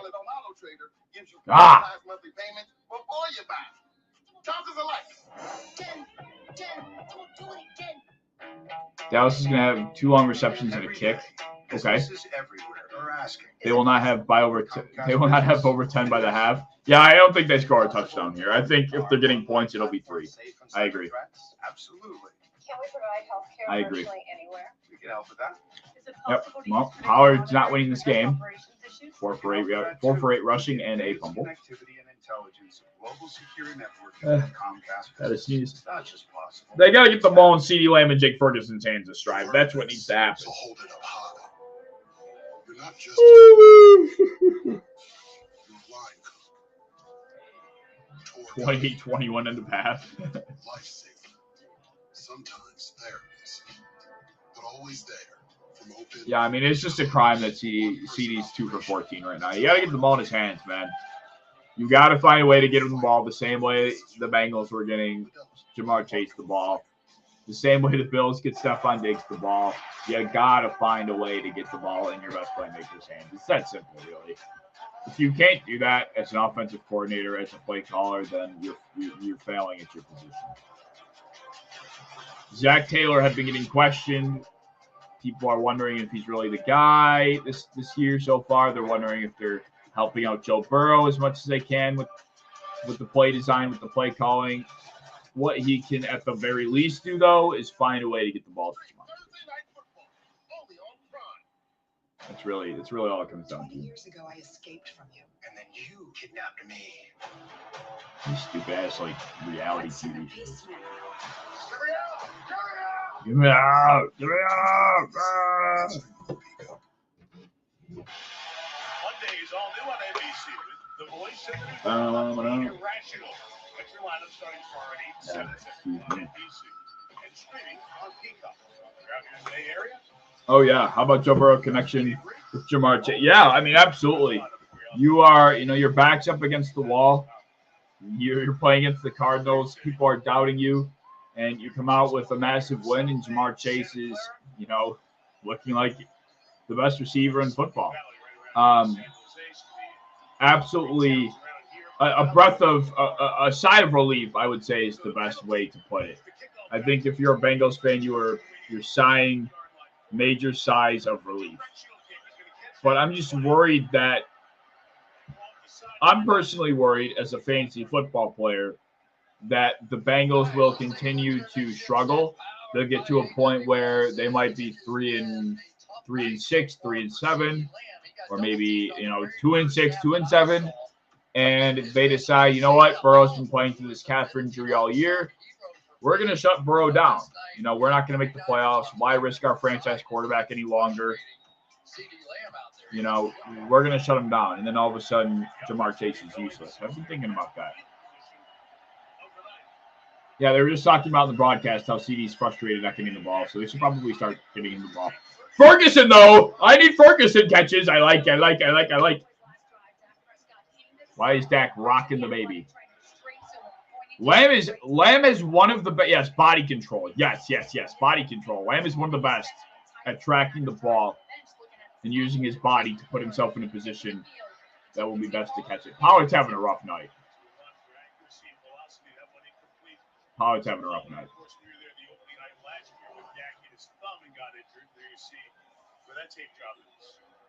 Yeah, there's nothing like being a receiver or a quarterback and Ouch. like that. But there's nothing you can do. I mean, They'll have to turn Mixon into CMC as far as usage goes. Yeah. Unfortunately, Joe Mixon struggles to break an open field tackle. Joe Mixon's ass. That's the only difference. You got to pick up a first down here, Dak. Come on now. Ferguson's open. Yes. Fuck. I thought he was open. From the regular broadcast, it looked like he had room to run. Well, like I said, one of two things were going to happen. Either they were going to go 3-and-out and punt it, and the 49ers were going to end the half with 24 or more points, or they were going to drive down the field and kick a field goal. What happened?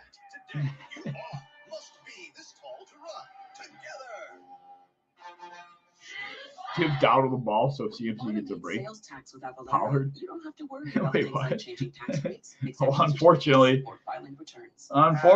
Christian McCaffrey's trotting his ass back out on the field. McCaffrey has 13 touches. He's on pace. I can't speak. On pace for 26 touches tonight. And what's crazy is that doesn't even include the couple of targets he had. The one where he got popped. It's crazy, man. It's crazy, man. This tiny payment thing is a giant pain. Hi, ladies. Alex from US Bank. How about a comprehensive plan of sale system? Manage schedules and customize orders. That's what US Bank Business Essentials is for. Do I think I could tackle? Are you asking? Do I think I could tackle CMC? We can serve loans. Or are you asking yourself if you think you can tackle CMC? Finding ways to make your business boom. That's what US Bank is for. We'll get there together. I could not tackle CMC. No. Olive Garden's never-ending I think vegetable is the one guy in NFL history I probably could have tackled was like Tom Brady, and then like Enjoying them with homemade sauces and topping them maybe. again and again. That's back too. No, I don't think you can tackle CMC Connor. I do think I could tackle Colts Matt Ryan. I do think I could tackle Colts Phillip Rivers. Who else do I think I can tackle? When you're here, your family. We're talking about, let's say hypothetically, I'm running in on this quarterback as a free rusher.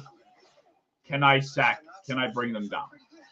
There's not many guys that I say yes to. But if I was given 100 tries to sack these following quarterbacks, I think I could do it at least one.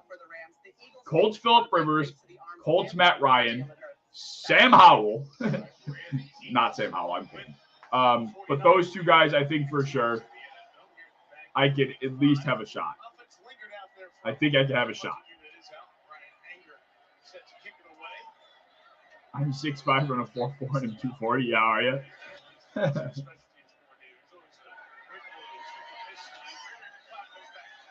Dude, Ray McLeod? Respect.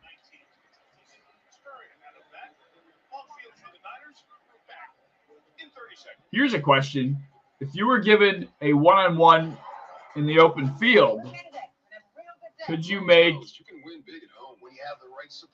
No, that's a stupid question. I was going to say, could you make a defensive back or a linebacker miss in the open field? No, I could not. I could not. I don't think many people could. That was a stupid question. That's a big play. Although what I do hate is when professional athletes or NFL players say the average athlete, the average person couldn't gain a yard in the NFL. That is the dumbest fucking thing I have ever heard. I can guarantee you I can pick up a yard in the NFL. You can pick up a yard in the NFL. It's not that hard. If I play behind the Philadelphia Eagles offensive line, I'm probably gaining 10 yards in a game. Like, DeAndre Swift averages over 3 yards before contact. Before contact. I can do it. I hate when people say that shit. Oh, it's so frustrating. Micah Parsons been moving around here a little bit and trying to disrupt. I don't think they want him one-on-one matched up with Trent Williams. You see Williams coming down and blocking. Micah is getting tossed around like pizza dough. Would you play in this league? Only return yards or return touchdowns get you points, and kickers and punters get around 50 points a game in good runs. Honestly, yeah, this sounds fun. I would not put money on it, but I would play on it for fun. Maybe I put like $5.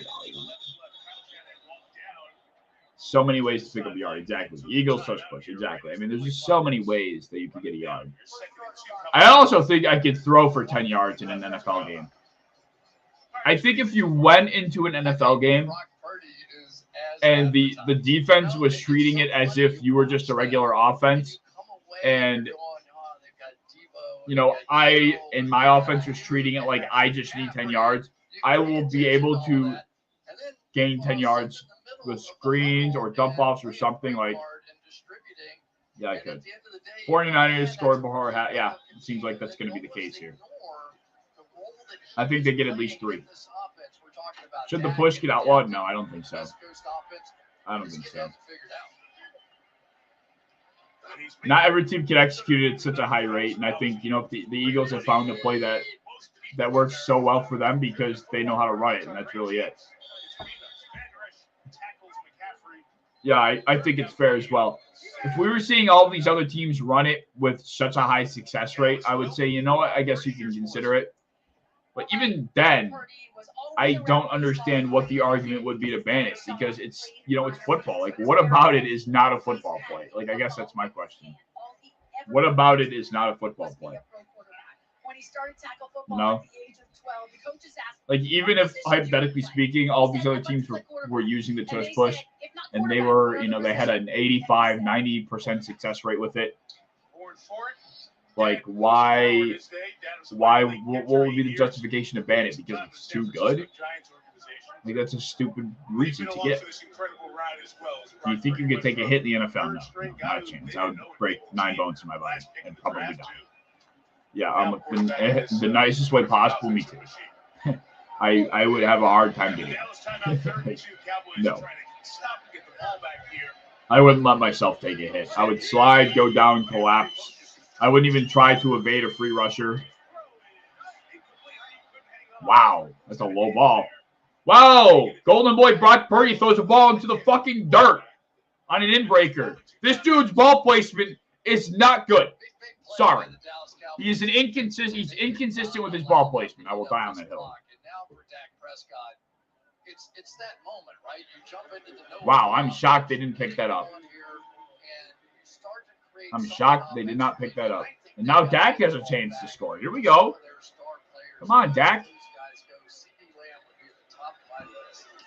McCaffrey's up to 14 touches. He is on his way to 28 this game. Oh, shit. What was that? Did anyone just see 45 on the Niners special teams unit fly in like that? I think I could take a weak one from a cornerback. No, I don't think I could. I think I would be extremely sore and probably injured soon fast. Yes. Like, that ball, in my opinion, needs to be controlled. It was low. It made it easy to contest because Ayuk only was able to use his hands to get it. If he stamps it on his chest, puts it in a place where Ayuk can box out, it's most likely caught. If Ronnie Bell on that crossing route had that ball put on his chest or out in front of him, then he's probably catching that.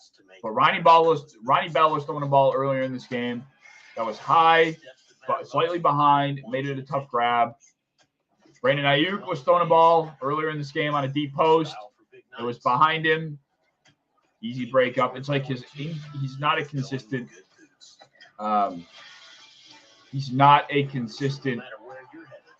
quarterback with his ball placement.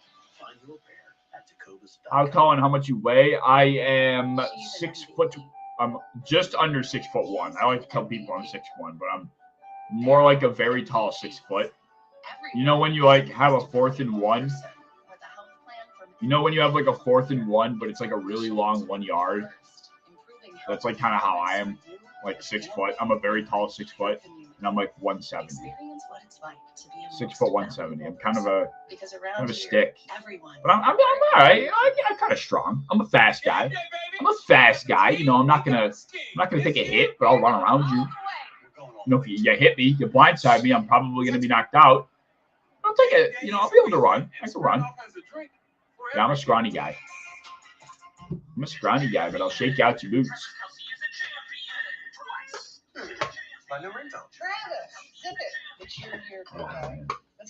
I am a scrawny guy. I was a kicker. My junior and senior year in high school, I was a kicker. So I fit the description. I also made like 2 or 3 tackles punting.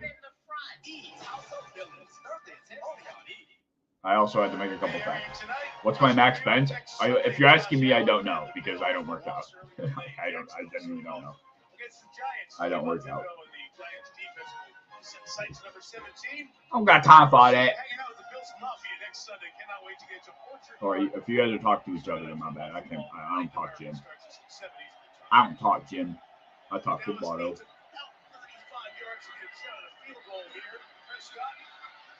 Oh my God, Dick!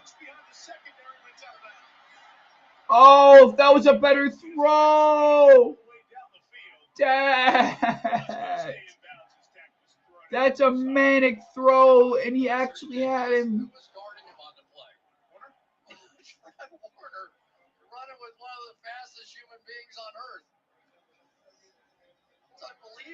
Holy shit. Why is Fred Warner following Brandon Cooks? Okay, like, let's be honest. That's crazy that Fred Warner is trying to keep up with him, but why are we acting like he did keep up? He didn't keep up at all. Fred Warner got toasted, like, as he should have been. Oh. Yeah, I mean, if you lead that ball, then that's a touchdown, man. Come on, Dak. I mean, that's a tough-ass throw, but... And Drake Jackson's been coming in the pass rush situations. This has been the longest final 2 minutes in a while. It's already 10 o'clock. This game ain't going to be over until fucking midnight. And one of the things that John Lynch, the general manager of the 49ers, was talking about with us during the week is... This game's not going to be over until midnight, man. Damn. It's part of the reason that John engineered the trade to get Randy Gregory, the former Cowboy, Friday, got him from Denver with the 7th-round pick for us. All right, Con, you have a good night, man. Actually, you might be trolling, but I can't tell. Who knows? Maybe you go to bed early. But if you do, have a good night's rest. But that seems like something that I don't know. I never know when you're being serious or not. Like, I feel like I'm getting a better idea. Dak, you cannot get sacked, my guy. Fucking A, throw the ball. Oh, nah.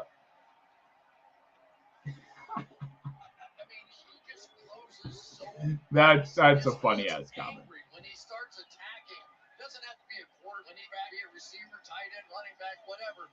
But watch when he decides to Jack, you gotta get rid of the fucking football, man. And he is hungry for contact. You can almost tell the amount of respect that Fred Warner had just for the sort of wild-eyed way that he plays the game. All right, well, at least the half is over. Yay. What a brutal half. Yeah, I mean, I don't think there's any way that the Cowboys can come back in this one. They need to start shooting it to CD. I mean, it's really that simple. They need to start feeding CD Lamb. I don't know what it is.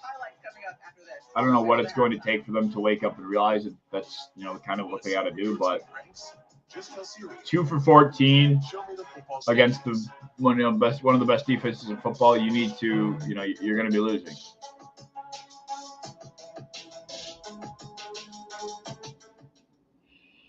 Terrible. Terrible. That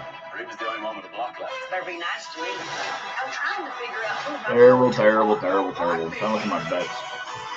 I don't even remember what I have, to be honest with you. Okay. All right, so this half, as far as my bets go, I need. Okay, I already have my Jake Ferguson receptions. I need 2 more catches by CeeDee Lamb. Okay, all I need for that bet is 2 more catches by CeeDee Lamb. Okay. For this other bet, I need 15 more Brandon Ayuk yards and 2 more catches for CeeDee Lamb. Okay. So I got a lot on CeeDee Lamb right now. Come on. I also need, and then on my sleeper slip, I need 1 more catch by Ferguson, 2 more catches by Ayuk, and then 4 more catches for CD on that one. So those were not alternative lines. Those were all just the regular lines, but I'm still confident. What are the defensive stats for the 49ers? Let's check it out. So obviously the game record has been Fred Warner. 6 tackles, 1 sack, 1 tackle for loss, 1 quarterback hit, and he has that forced fumble as well. Dre Greenlaw obviously just having a massive impact. 4 tackles, 1 sack, 2 tackles for loss, and a quarterback hit himself. And then Nick Bosa, 3 tackles, 1 solo, half a sack. You only give him half of that. Quarterback hit. Let's go. I'm confident too. We're gonna get a win under our belt tonight. Gonna get a couple of wins under our belt. Damn it. Confidence. I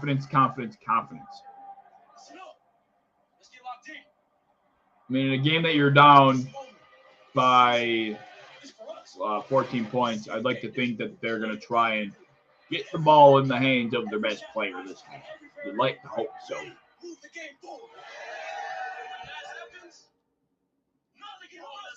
What is this corny-ass commercial? I hate these corny-ass stupid commercials, man.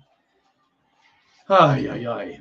All right, let's go back to I was discussing my quarterback tiers prior to this season. I'm way up. I hit the 1 p.m. slate parlay. What'd you hit, Clyde? What was your whole slip? I'm interested. So I hit in the London game. I missed at the 1 p.m. / 4:25, and now I was back to even, and now I'm betting here. Oh, you took the Jets? Took the Jets? Nice. I picked the Broncos in my pick'ems. Big mistake. I guess. This was my preseason quarterback rankings. Mahomes, Josh Burrow, Herbert, Rodgers, Lawrence, Lamar, Jalen, Dak, Stafford are my top 10. I included Kyler over Josh Dobbs just because, I don't know, it made more sense. I feel like Josh Dobbs not being a permanent starter, why rank him? Why rank him out of the top 32? And I have Tua in this tier with Kirk and Geno. If I were to tier them off, these three would be alone, and then these four would be alone. I would say these three would be alone. These guys would be in a tier. These guys, probably these guys would be in a tier. Justin Fields gets dropped at this point. There's a lot that could be different. Like right now, CJ Stroud would get a massive bump. Sam Howell, I would probably bump up a bit. Jets, Eagles, Lions, Bengals, Dolphins. Nice. Good hits. That was probably, let me guess what the odds on that were. That was, Dolphins were plus 800. The Bengals were like plus 180 or something. The Lions were minus 200 or something. I'm going to say the odds on that were plus 614. I was gonna say like plus 500 or something. I was close. Nice. Good hit though. I wish I would show it, but I don't know my FanDuel password to log into it on my computer. My missing bet. Oh man, I had a couple of brutal beats today. I've been bitching about it ever since. Let me pull it up real quick. So listen to this. I hit this morning. I bet in a semi-interesting fashion. I take a bunch of alternative lines to make it more possible, stack them up to try and get to even money, and I use the profit boosts that they offer to get to even money. So at 9:30 a.m. for the London game, I took Trevor Lawrence at 200 passing, Josh Allen 200 passing, Calvin Ridley at 25 receiving. That was minus 114, so I didn't even get it to even money. But, close enough for me. That hit. Then I had a free bet from the Thursday night game that it was plus 263. I had Jordan Addison for 25 receiving, Calvin Ridley for 40 receiving, Atlanta Falcons money line, and then I had Bijan Robinson for 50 rushing yards. This was plus 263. Bijan missed by 4 yards. Everything else hit, and Bijan misses by 4 yards. Because why wouldn't he? Against the fucking Texans, he can't get 50 yards rushing. He had a 46-yard carry taken back by a hold. And there were also 2 drives at the end of the game where he had an opportunity to get 4 yards, but Tyler Algier kept getting the carries, and I wanted to slice Arthur Smith's ass. And then my 425 slip, I had Travis Kelce for 4 receptions, Kirk Cousins for 2 passing touchdowns. Both of those hit. But I needed Alex Madison under 15.5 receiving yards. And what really sucked about that was Madison had 11 receiving yards late or early in the fourth quarter. And they were driving down the field. They were right outside the red zone. And Kirk Cousins' second passing touchdown was a 9-yard screen pass to Madison. So while Kirk Cousins got his second touchdown, Madison hit his over. So, fuck. Like, what the hell? Yeah, that holding really, really killed a lot of fucking people, man. And Calvin Ridley finally showed out. Last week, a lot of people were heavy on Calvin Ridley for a bounce-back game against the Atlanta Falcons, but this was the week they bounced back because the secondary of Buffalo just is not quite very good right now, to be very nice. Without Christian Benford, without Trey White, that's a very weak secondary. He was just going up against Kyrie Elam, second-year guy who has not played a game this whole year. I'm superstitious, no unders for me. I always feel that way too. Like, I try to avoid taking unders. I saw the Alex Madison look on somebody's Twitter that I follow, and I liked it. He provided solid reasoning, so I took it. I liked it. I trusted and missed. But, it is what it is. It's like someone – some unders that I'll take. Like, I'm interested in the unders that I will take that I do think work are when, quarterbacks that don't run that often, that also aren't seeing a great pass rush. So, for example, if Brock Purdy were to be playing against, who did Brock Purdy play against last week? Who did they play? Okay, so Brock Purdy against the Giants. They're not going to get enough of a pass rush to make Brock Purdy scramble or run too much. So I like taking, hypothetically speaking, Brock Purdy under rushing yards in a game like that. Quarterback that doesn't run too often beyond line of scrimmage with a pass rush that isn't too ferocious usually equates to under rushing yards. G-Man, yeah. But I like to believe I am an extremely unlucky person because that's how I feel. Last time I went to bingo, I didn't get close to winning anything because hence my bad luck. But I played bingo. Has this been unplugged the whole time? How are you guys even hearing me? What the hell? Has my mic been unplugged? Has the quality of my sound been fine this whole time? So my mic was unplugged. I just realized. How was this working? I'm confused. I am confused. I'm going to send out one more tweet right before this half starts. Just to pump the stream up a bit more. Just to pump up the stream a bit more. Oh, my God. Computer mic, not much changed. Okay, well, hopefully it's not bad. Okay. So let's talk what needs to happen in the second half here for the Cowboys to have a chance. What needs to happen is they need to not run the ball on first down. That's going to be key number one. Key number two is they're going to have to start finding a way to get CeeDee Lamb more involved. If they can get CeeDee Lamb more involved, they can draw attention away from other pass catchers. They can get other guys open if CeeDee Lamb starts to get active. And they also need to not go 3 and out. They don't have to score every possession, but they cannot go 3 and out. They cannot keep putting their defense back out on the field with their backs up against the wall, having to make a big change or having to make a big stop. That's what their offense cannot do. This is only a 2-possession game somehow. I'm honestly shocked that it's still only 21-7. But yeah, long story short, they cannot keep going 3 and out. They cannot keep putting their defense out there to fend for their lives up against that that offense. It's just not going to be. It's not going to be sustainable. They need to put a sustained drive together. Who gets the ball? By the way, who gets the ball?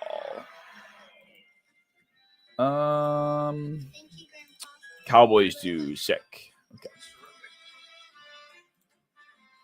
Cowboys do.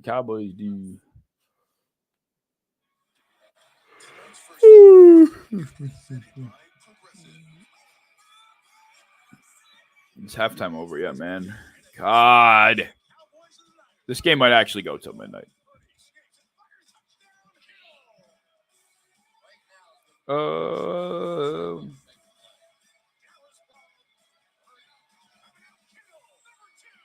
You guys see Shanahan install that flying the update probably. Where is... Oh, I need to tweet with... Okay, that's what I need. Okay, I think it's back. Here we go. It's already back. That was fast. Let me just retweet that. Okay. There we go. Perfect. What do you think the Cowboys do to stop the San Francisco offense? It seems like it's been an issue thus far. I think, well, honestly, the only reason why they've prevented 28 points was just that crazy fumble that they stole from McCaffrey What else was? Where's the play-by-play? How else did they get stumped? They punted here, 11 plays, 29 yards. Really? Is that possible? I think their best bet to stop them, to slow them down, is holy shit. Their best opportunity to stop them is to force Brock Purdy to throw outside the numbers, to force him to hold on to the ball, and they obviously need to get him to throw. You know, if they're obviously just running it with McCaffrey with so much success, he's not going to be put in hard situations. So they need to put them behind the sticks when they try to run with McCaffrey early in early downs. Force Purdy to throw so he's not able to just chuck it over the middle. Force him to throw outside the numbers. Hold on to the ball. That's really what. Okay, good hard run by Pollard there. It was a run worthy of a lot more than 4 yards, but my God. Yes, a couple of injury updates. Wide receiver Cavante Turpin, who had their lone touchdown. Defense. This game with an ankle injury. Wow. And then corner CJ Goodwin, he is out with a shoulder injury. And the Cowboys guys are still dropping like flies. Come on, Dak. Make a play. There he is, CD, baby. Bang. Big catch and run by CD. There it is. There it is. Come on, McCarthy. Figure it out. Get your quarterback comfortable.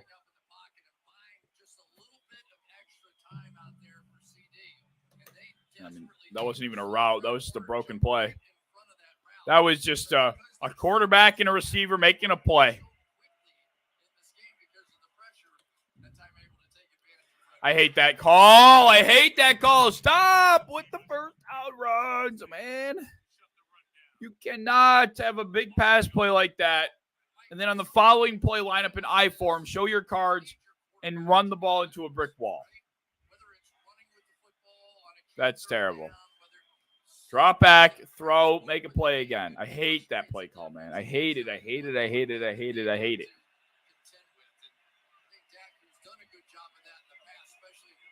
Man. Here we go. Pollard underneath. Okay.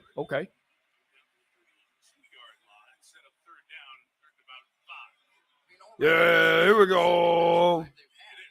I hate that cadence. Okay, I mean, yeah, exactly. I mean, you run that play, it's an absolute waste. And now you're pretty much giving yourself 2 downs to pick up 10 yards. I mean, it's an impossible way to play offense. It's impossible to sustain. Here we go. This is a big 3rd and 4 here.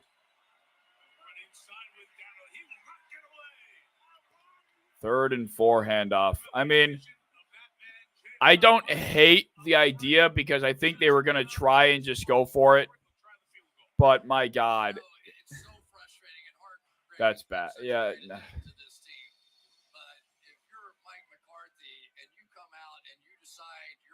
You can't run that. On that down because it's 4 down territory and you can't gain a yard. That's a problem. You can't run that. You can't. Oh my fuck. Come on. That's a big make. All right. Points are points, I guess, but that was an ugly series of downs following that big play. You can't do that. The run plays, the obvious run plays are just killing them and putting them behind the 8 ball. Putting them behind the sticks. Should have kept Kellen Moore. That was an overreaction to one season. Getting rid of Kellen Moore was an overreaction to one season. And probably just Mike McCarthy being arrogant and wanting to play call and had to find a reason why. Getting to double digits gives them a shot. Fair enough. You're right about that. It does. It does indeed.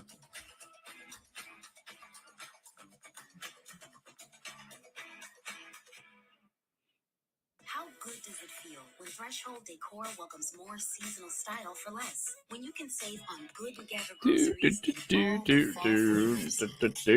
quality ingredients bring more to the table.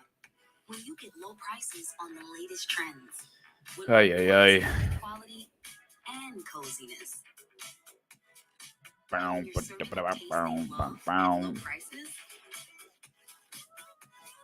That's totally Target. I mean, this game really should be more than 21-10. It's crazy that it is only an 11-point game. This fall, get a Lennox Verse installed for no payments and no interest for 6 months. Everyone's parlay of the week. CMC finally doesn't score a touchdown. That's so facts. I mean, the odds on McCaffrey scoring are so ridiculously low. It's like there's no point in even risking it. There's no point in even risking it. The Bills should trade for Jerry Jeudy, go all in on the offense, and put season in Josh Allen's hands. It depends what Jerry Jeudy's going to cost. Playing for a shorter fourth down ain't it. Not when you're at a 4th and 4. I agree. The thing with that play call, so I don't hate the idea of treating that 3rd down like you're going to go for it on 4th down, which is why they ran the ball on that 4th down. Or on that 3rd down, I just don't understand why you wouldn't just go for it then. Like 4 yards to me is enough to justify going for it in a game like this, especially. So if, you don't gain any yards on that down, you might as well still go. Like if you're gonna kick on a no yard on a gain of 0, I don't know. I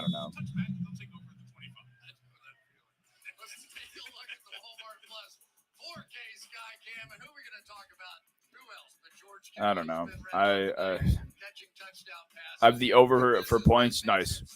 I think you should be good. I think you'll be fine. The Cowboys aren't going to be stopped the entire game, and obviously San Fran is going to keep scoring. So I think over 43 is going to be chilling.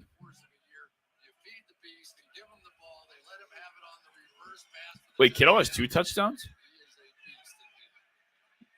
Kittle scored 2 touchdowns? When did he score a second? I cannot recall the second George Kittle touchdown. The fake play. Then what was the other one?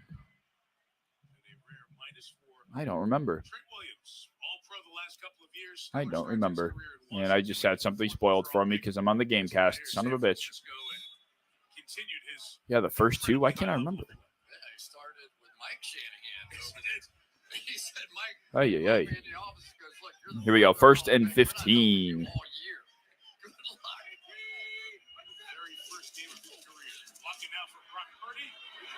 Okay, that was a nice ball. That was a beautiful throw. Ayuk. I needed that. Good ball, Brock. That was a good ball. If Brock always threw that type of pinpoint accuracy consistently, then he would be higher on my quarterback list. But sometimes that ball is behind or too high. We were arguing about quarterback rankings. Fair enough.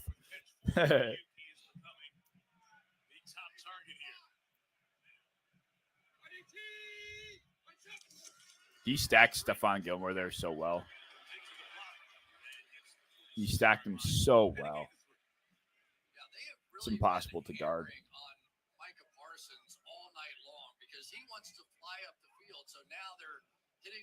Man. Yes, exactly.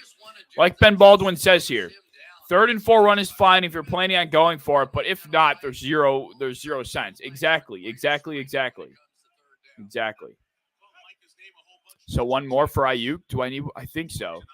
I think for the most part now, I just need 2 more or 1 more CeeDee Lamb reception. I think it's really the biggest thing I'm pulling for now.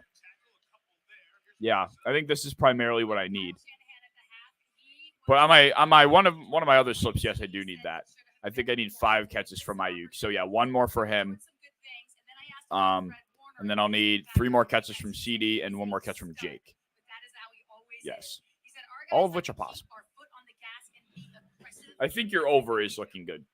The way the 49ers are moving this. It's 3rd and 4, actually. They'll pick it up. Who are we kidding? Jeez, they can't take another hit to the secondary, man. Let's see how many touches McCaffrey's up to so we can laugh about it. 15 carries, 1 catch, 16 touches. 16. I wouldn't take 5 for Ayuk. Well, I guess I did.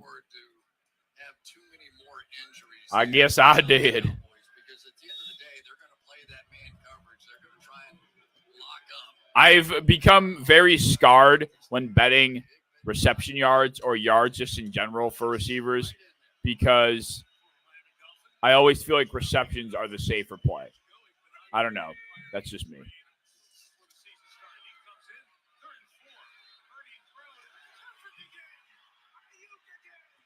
Yeah. Right on cue, I guess. Look. No, it's a flag. No.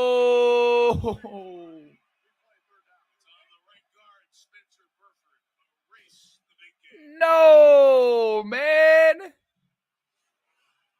See the hands sort of go up underneath the face mask here. And the whole back bend right to the shit. Was just enough, but boy, that is a sigh of relief. Holding. Always a holding call. Facts. That is such a big call.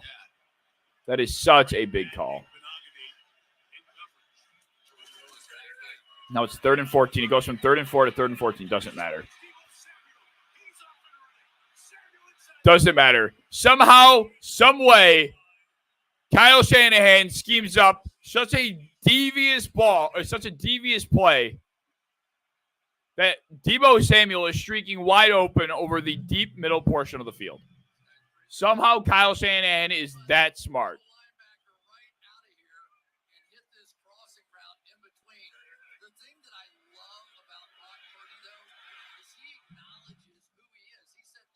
Wow.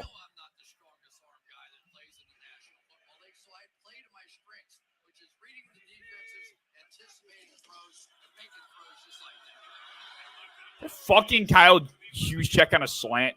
Good God. Hey, look. The question we were just having. Genuine question for the room. How many quarterbacks y'all put out of Purdy? 8.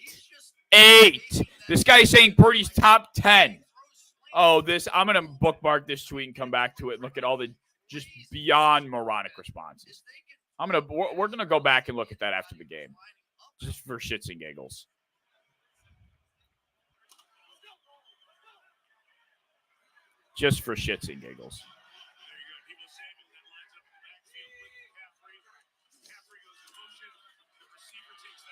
Wow. Hey, good stuff.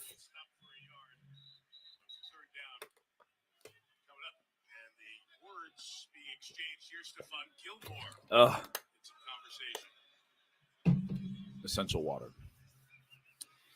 So, for the sake of the over, I'm going to root for a touchdown here for your over. For the sake of keeping this game competitive, I'm going to root for a 3. So it's a win-win. It's a win-win, Clyde. What is this play I'm watching? Zay Flowers dropped. Holy shit.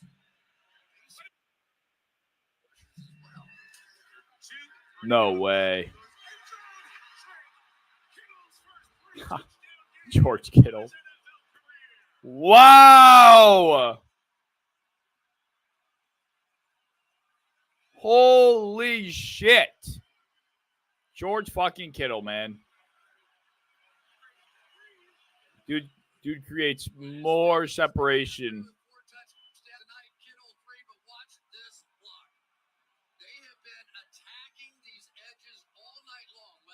Wow. This game is fried. The Cowboys just don't have The Cowboys don't have the coaching, man. They don't. The Cowboys are getting out-coached, outplayed, out-executed, outperformed, out everything. I think this game really comes down to just – I don't think the Cowboys are that much worse talent-wise compared to the 49ers. Obviously, it's tough to stack up to San Francisco in terms of rosters. But I don't think the Cowboys are that further behind than what the score is indicating right now. I think there's as close outside of the Eagles. They're as close as it gets in the NFC. They're just not doing. I just don't think that Mike McCarthy is that guy. Mike McCarthy is not a good head coach, man. I just cannot believe. I cannot believe that on the 3rd and 4 they ran it, didn't gain a yard, and then just kicked it anyway. Why are you running it then? This list is getting shorter for sure. He's actually the real deal. Oh, God. List probably ends at Goff. Hard to say considering we don't know what he looks like without Shanahan. This is a respectable answer. I don't think he has been absolutely absurdly accurate tonight. I think he has made some pretty impressive throws, but there have been a few misses as well that just do not get talked about because the big plays still happen, because they don't impact the game that much. But the misses still are there. Makes great throws, but hard to ignore how open these guys are all the time. Like 6 with that contract, maybe 2. The contract just has no impact. This guy is saying 6 quarterbacks. And then, what? He's elite.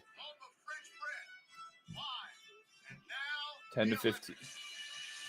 Without much thought, 5 active Q. Are we fucking kidding me? So it's a blimp that I mean, this is just so bad. It's a baguette, actually. By the end of the season, at this rate, I might say top 5. Okay. Like top 16 to 20, not really create. Okay. Honestly, I can respect that. I can respect that. Probably 20-ish. Yes. Finally, someone realistic. Many. He's on a super team with one of the best offensive minds in football. Thank you. Oh, here. Brett's response. For me, in terms of no doubters, it's like 12. Oh, in terms of no doubters, which means guys that he thinks could have a debate. So here's everyone that he thinks is better than him without question. And then, of course, all of the rest are guys that you could debate.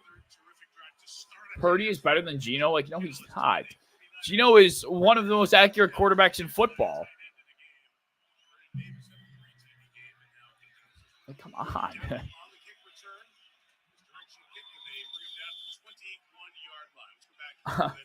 I did not just read that. Where? I honestly would slot him above T-Law on your list. Here? Between Hurts and T-Law? I can't. Jesus. The Brock Purdy discourse is getting out of hand. Good gravy. Yeah, best bang for the buck. Yeah, absolutely. Absolutely. That's really the only way to put it. I need one more CeeDee Lamb catch, please. And we can ride off into the sunset. Right on cue, baby. Bang! Right on cue. Yeah, I mean, I don't think Geno's been terrible this year. He's certainly, I think as the year progressed last year, he started to decline slightly. This year, he's playing behind a pretty banged-up offensive line, but he's still been solid. The dude is one of the most accurate quarterbacks in the NFL. And outside of Brock Purdy being slightly more, despite Brock Purdy being capable of extending plays, I would not sit here and say that he has many other redeemable attributes outside of his accuracy, which is inconsistent to begin with. I don't know. Yeah, it had to happen in a game like this, right? Right. You need over 42. You should be good. You should be good with 6 minutes left in the third. You should be good.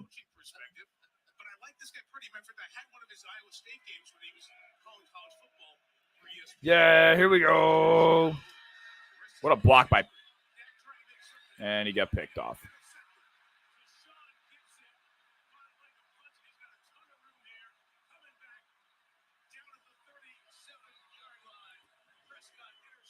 Yeah. The Cowboys are a lot further. They're farther away from NFC Championship contention than I thought. I did not think they were this far away.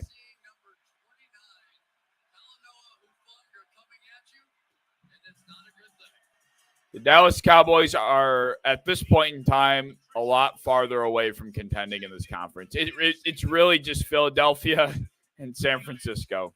That's crazy to say. That's all it is. Yeah, Dak throw. I mean, he's just at this point, he's just kind of saying, fuck it. Like, I'm chucking it. Fuck it. Someone's down there somewhere, and it just wasn't his guy. Yep.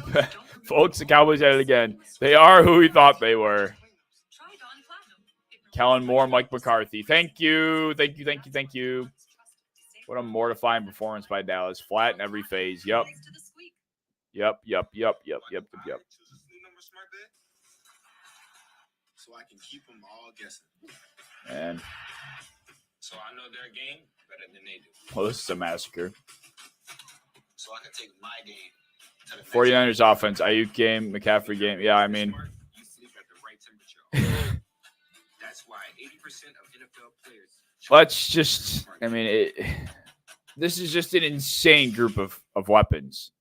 And nobody acknowledges that. These people that love to ride Brock Purdy just don't acknowledge it.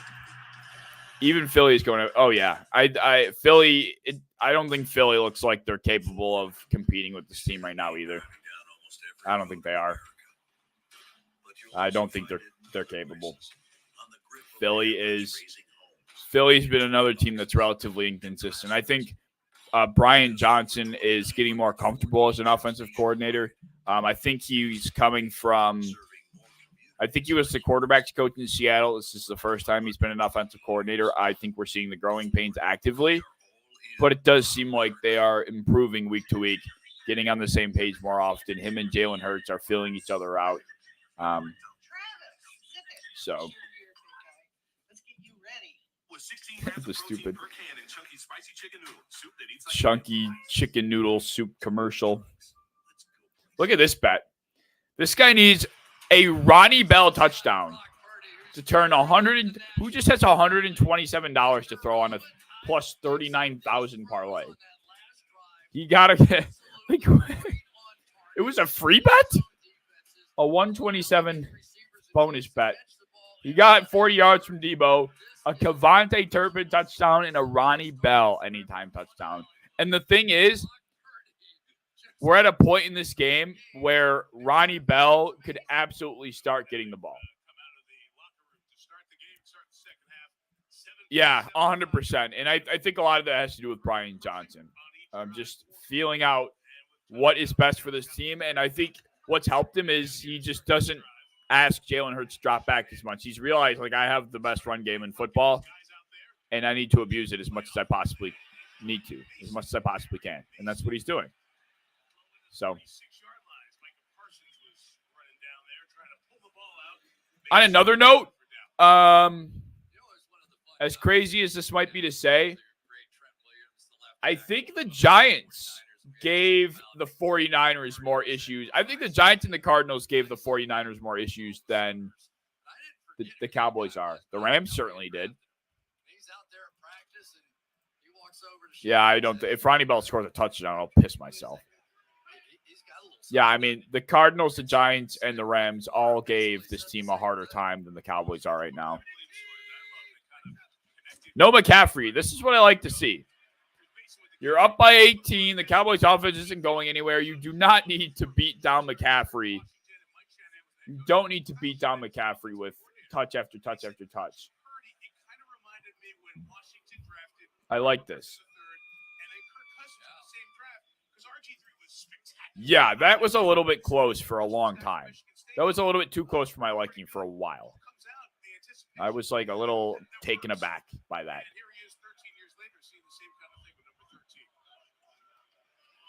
I was a bit taken aback by that. Here we go. Still no McCaffrey. Beautiful. And Purdy still. Yeah, Purdy went to check it down to what's his name, Jordan Mason, and it wasn't McCaffrey, and they didn't connect.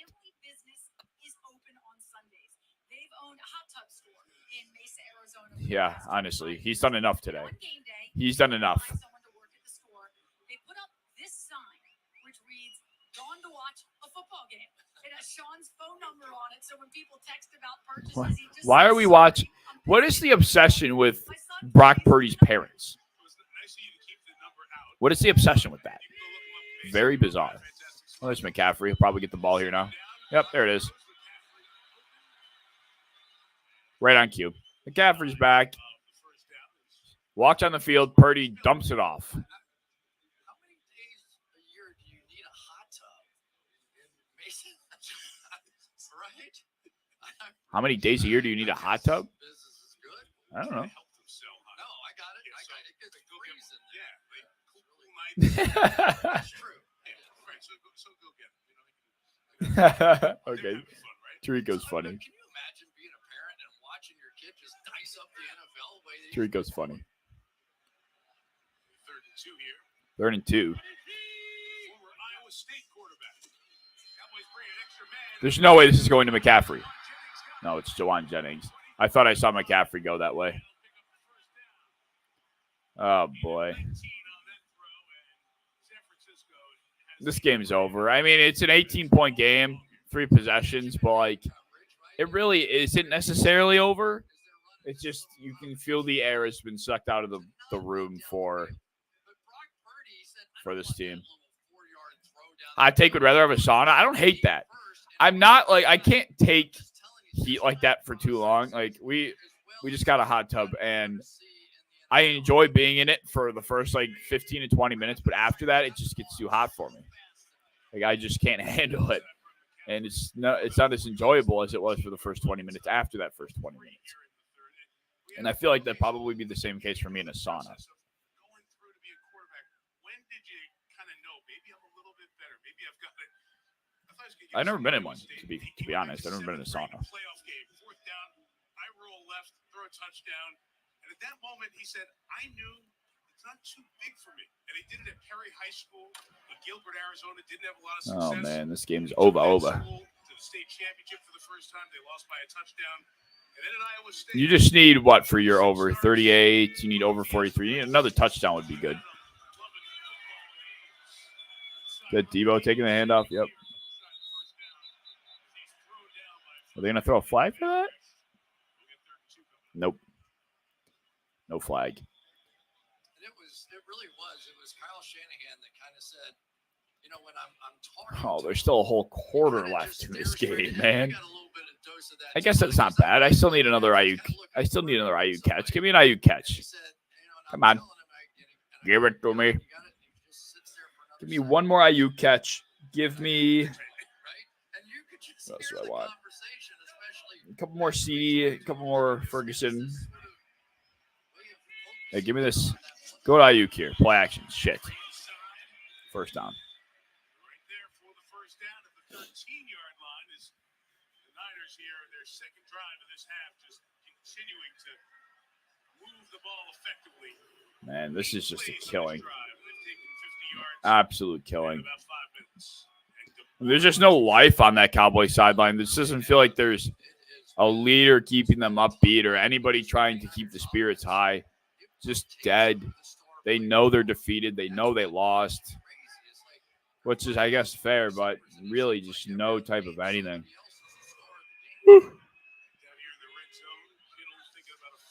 I got another run here. This is where the McCaffrey carry, the unnecessary McCaffrey carries tally up. Oh, God. So the question's going to be, are the 49ers this good, or there's plan going on? Oh, it's over 45. Oh, no. So you really need a touchdown here. All right. Give us a touchdown. At this point, the only people watching this game are sports bettors. And that's why it exists. Are they just going to slam this with McCaffrey again? Oh, no, play action. And it went to Hushek.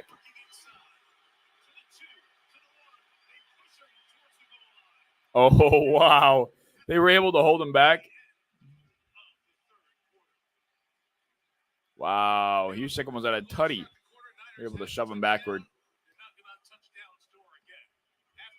There you go. This is promising for you. This is promising for you. Why do we have to go to commercial? Just trying to get this game over with as fast as possible at this point.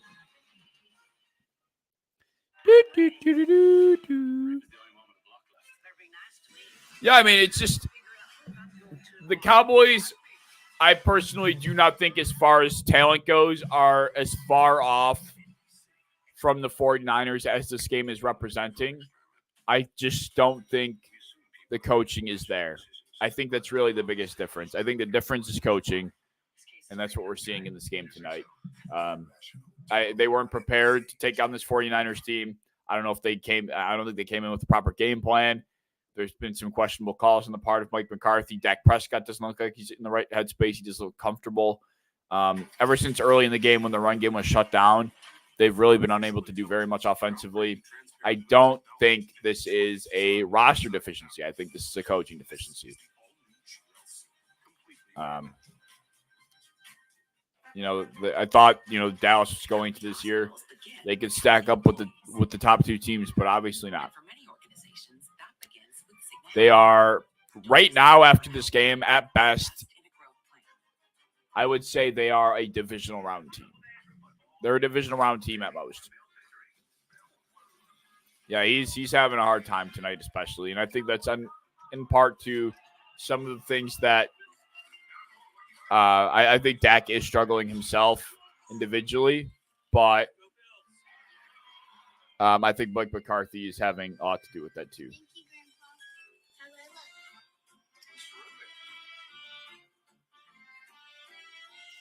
How'd you spend the off season? The off season? Little Caesars taste so good. These commercials are so bad.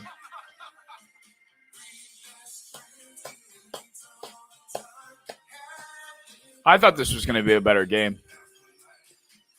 Was it actually 3.5? Wow. Yeah, for real. Oh, wait. No, they didn't score yet. Yeah.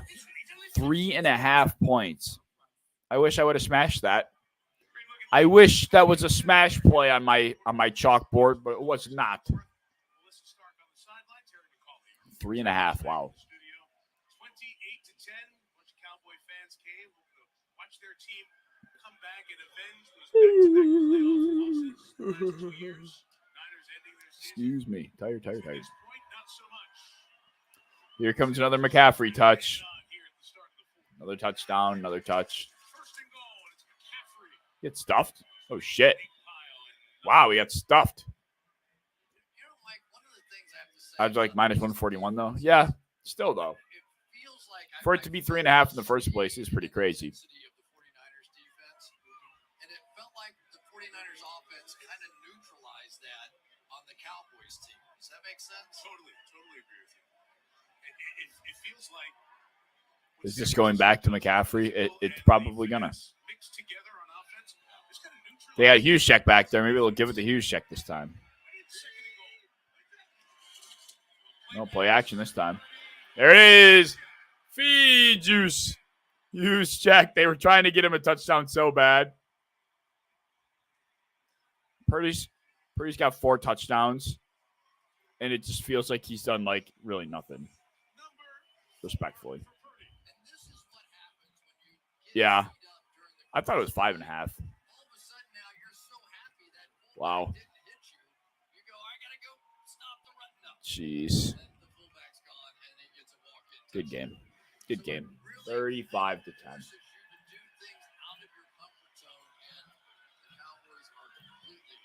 Yikes.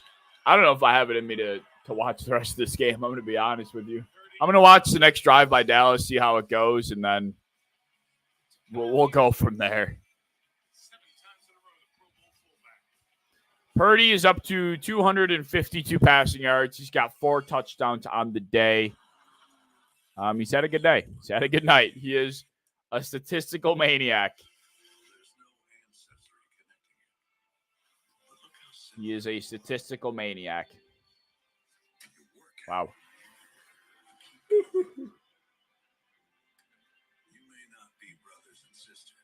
Yeah. I'm going to see how this Cowboys drive goes.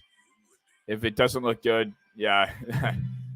Same. Like if it doesn't go well, if it's a 3-and-out, then I'm hopping out. I'm turning this shit off. I was excited for this one, man. I was excited to stream. I mean, obviously I'm having a good time. That's not what it is, but I was excited to have a good game to stream and watch with you guys, but it's just not been the case. It's just not been the case, man. Thursday night was even a better game. I would say Thursday night was a better game. At least it shocked some people to some capacity seeing Chicago ball out the way they did.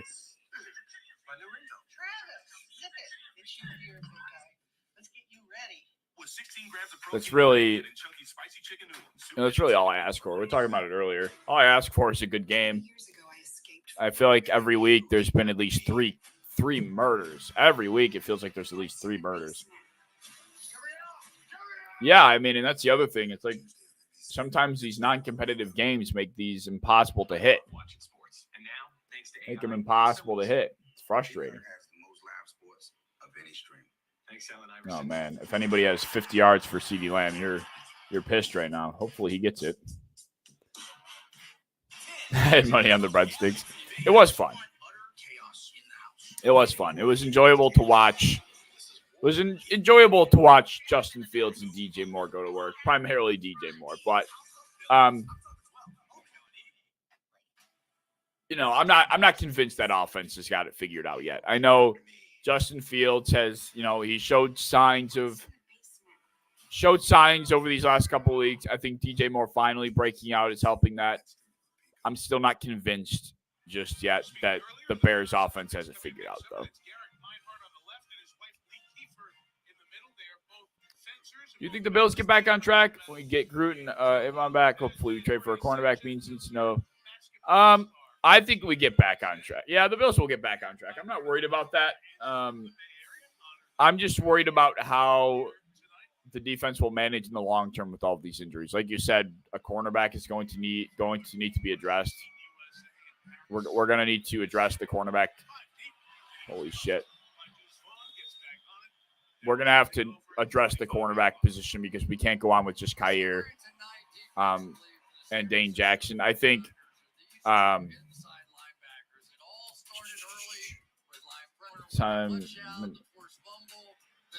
I was reading a tweet. I think addressing the defensive back spot is a priority. I don't know how extensive the injury is for Christian Benford, but that's obviously killer. But I think secondary pass catcher, I wouldn't hate to see a trade for a receiver either. But we'll see. But yeah, we'll definitely get back on track. CeeDee, no, fuck.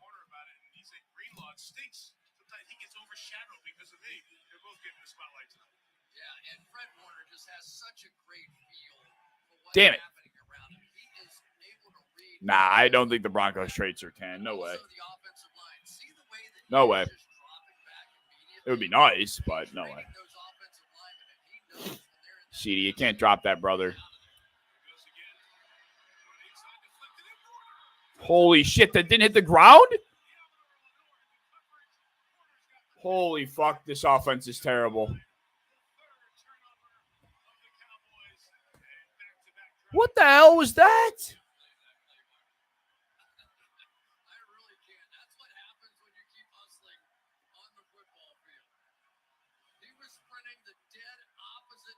Holy shit.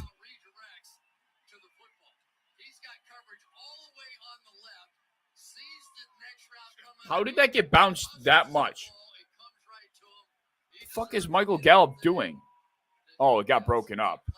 My bad.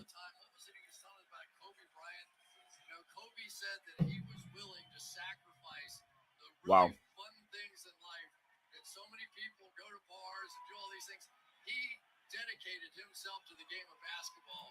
Yep. I think we're all pretty much in agreement on that.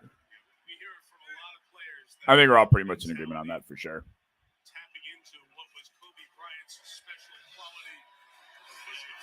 Holy shit.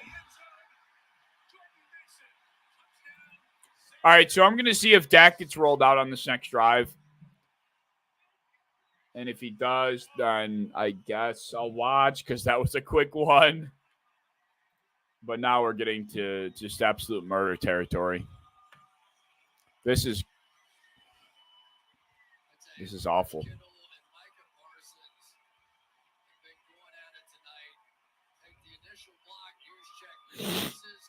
I mean, Micah Parsons can't do everything, man.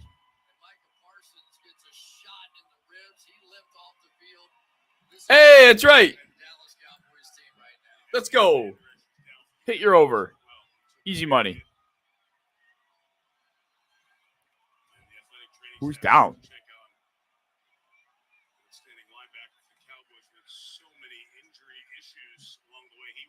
Oh, Leighton. Oh, Van Der Esch. Ouch, ouch, ouch. Yeah, I mean, at this point, it's just a runaway freight train for Dallas. This is a wake-up call. This is a wake-up call if you're a Dallas Cowboys fan. That's for sure. I really wish CeeDee Lamb caught that football. That's frustrating. Whatever. He wasn't getting. He's not getting 2 more. Only needed 1 team for it. Yeah, for real. For real. I think Dorsey needs to realize not all games are the same. I believe Jags were great at stopping the run. We should just keep passing. Yeah, I think I agree. And I also think that I think the play calling was suspect at times. I wouldn't put everything on the play calling. I think my biggest gripe from today's game as a Bills fan is the fact that I know Gabe had a great second half of the fourth quarter. I know Gabe Davis balled out in the second half of the fourth quarter there.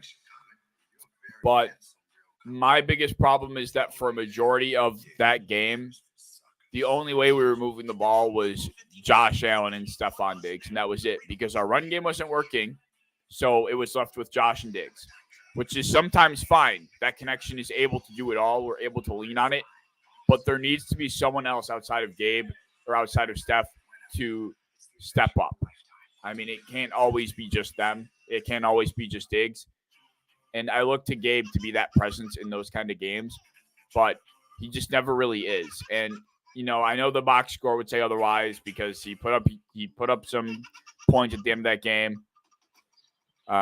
You know, put up some statistics at the end of that game, but it really was useless. I mean, it was a lost cause at that point. Yeah, I think all 3 of our running backs deserve run. We have 3 very solid backs in our room. We are fortunate to have who we have in our room. You know, Damian Harris, I don't think it's a guy that I think Damian Harris could be in a much larger role somewhere else. You know, we have James Cook, so we're obviously going to give him the ball. But if he was in another place, I do think a guy like Damian Harris would be getting a pretty large workload. Yeah, I hate to see it. You don't want to see anybody getting injured in a game like this. I'm just glad he's all right. He's walking. Because seeing a neck like that, seeing Leighton Van Der Esch's neck jolt back like that after he ran into Parsons, that's a scary hit. That's a scary hit. Yeah, I'm gonna see how this last Dallas drive goes, and then I'm actually done.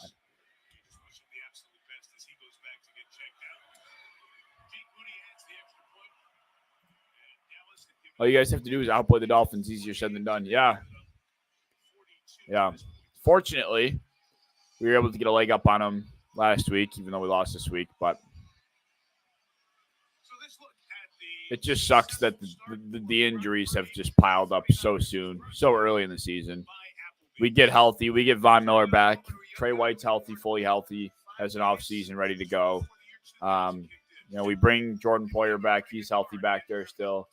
And now guys like Daquan Jones, who are becoming a force on the inside, get hurt. Matt Milano's going to be out for the year. Trey White, we lost him last week. Jordan Poyer also missed last week with an injury, and he's typically in and out of the lineup. We're out Christian Benford as well, who is our other top corner. It just really sucks. It just really sucks. Yeah, I hate our run game concepts. I hate draws. I think draws should be abolished. Shotgun draws are terrible. I will die on that hill. And they just take too long to develop. You're starting 3 yards in the backfield when you have the ball.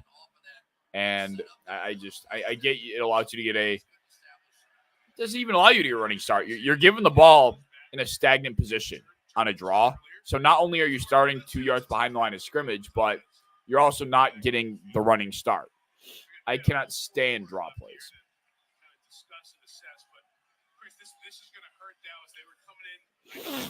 All right. This is where the sports bettors feast. Give us the garbage time yards and catches and plays.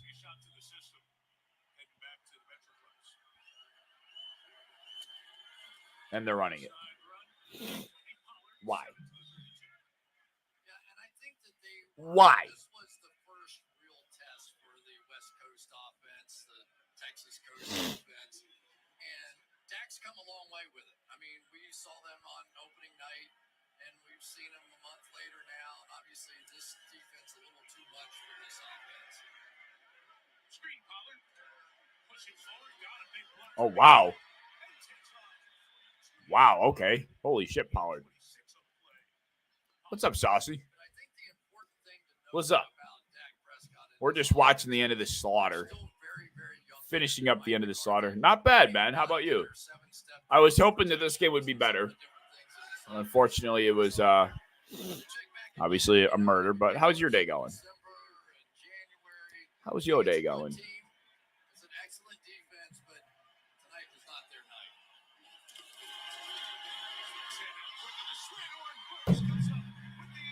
And Dak gets picked off again. Yes, I did. Jamar went crazy, man. Jamar went crazy.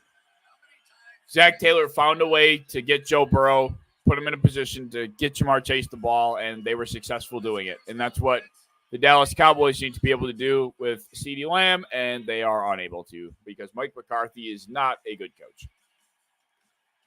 And we're seeing that tonight. And on that note, I'm probably going to hop off. It's the second drive that the Cowboys have managed to end in the last 3 plays. So I'm probably going to hop off there, spare myself some time in the misery of watching this game. But yeah, it was a fun stream. We were able to watch the game while it was close and relevant. Oh, to anybody that stopped in, Saucy coming in. Clyde, you were a trooper, man, sticking it out with me tonight. I really appreciate it. Genuinely, I do. Justin, thank you for popping in. Connor was in earlier. Whoever's popped in, said hello, just viewed for a bit. I appreciate you all. But like I said, I'm going to spare the rest of my night and see if I get some other things done instead of watching this disaster. But yeah, you guys have a fantastic rest of your night. I might live stream for tomorrow's game. I've yet to determine that, but we'll see. Otherwise, if you enjoy, like, subscribe, do all that fun stuff, and I will see you guys the next live stream, whether it's tomorrow or whatever. You can join the Discord. If you want to talk to me, join the Discord, linked in the description, and you can reach out to me there. And yeah, I will see you guys on the next one.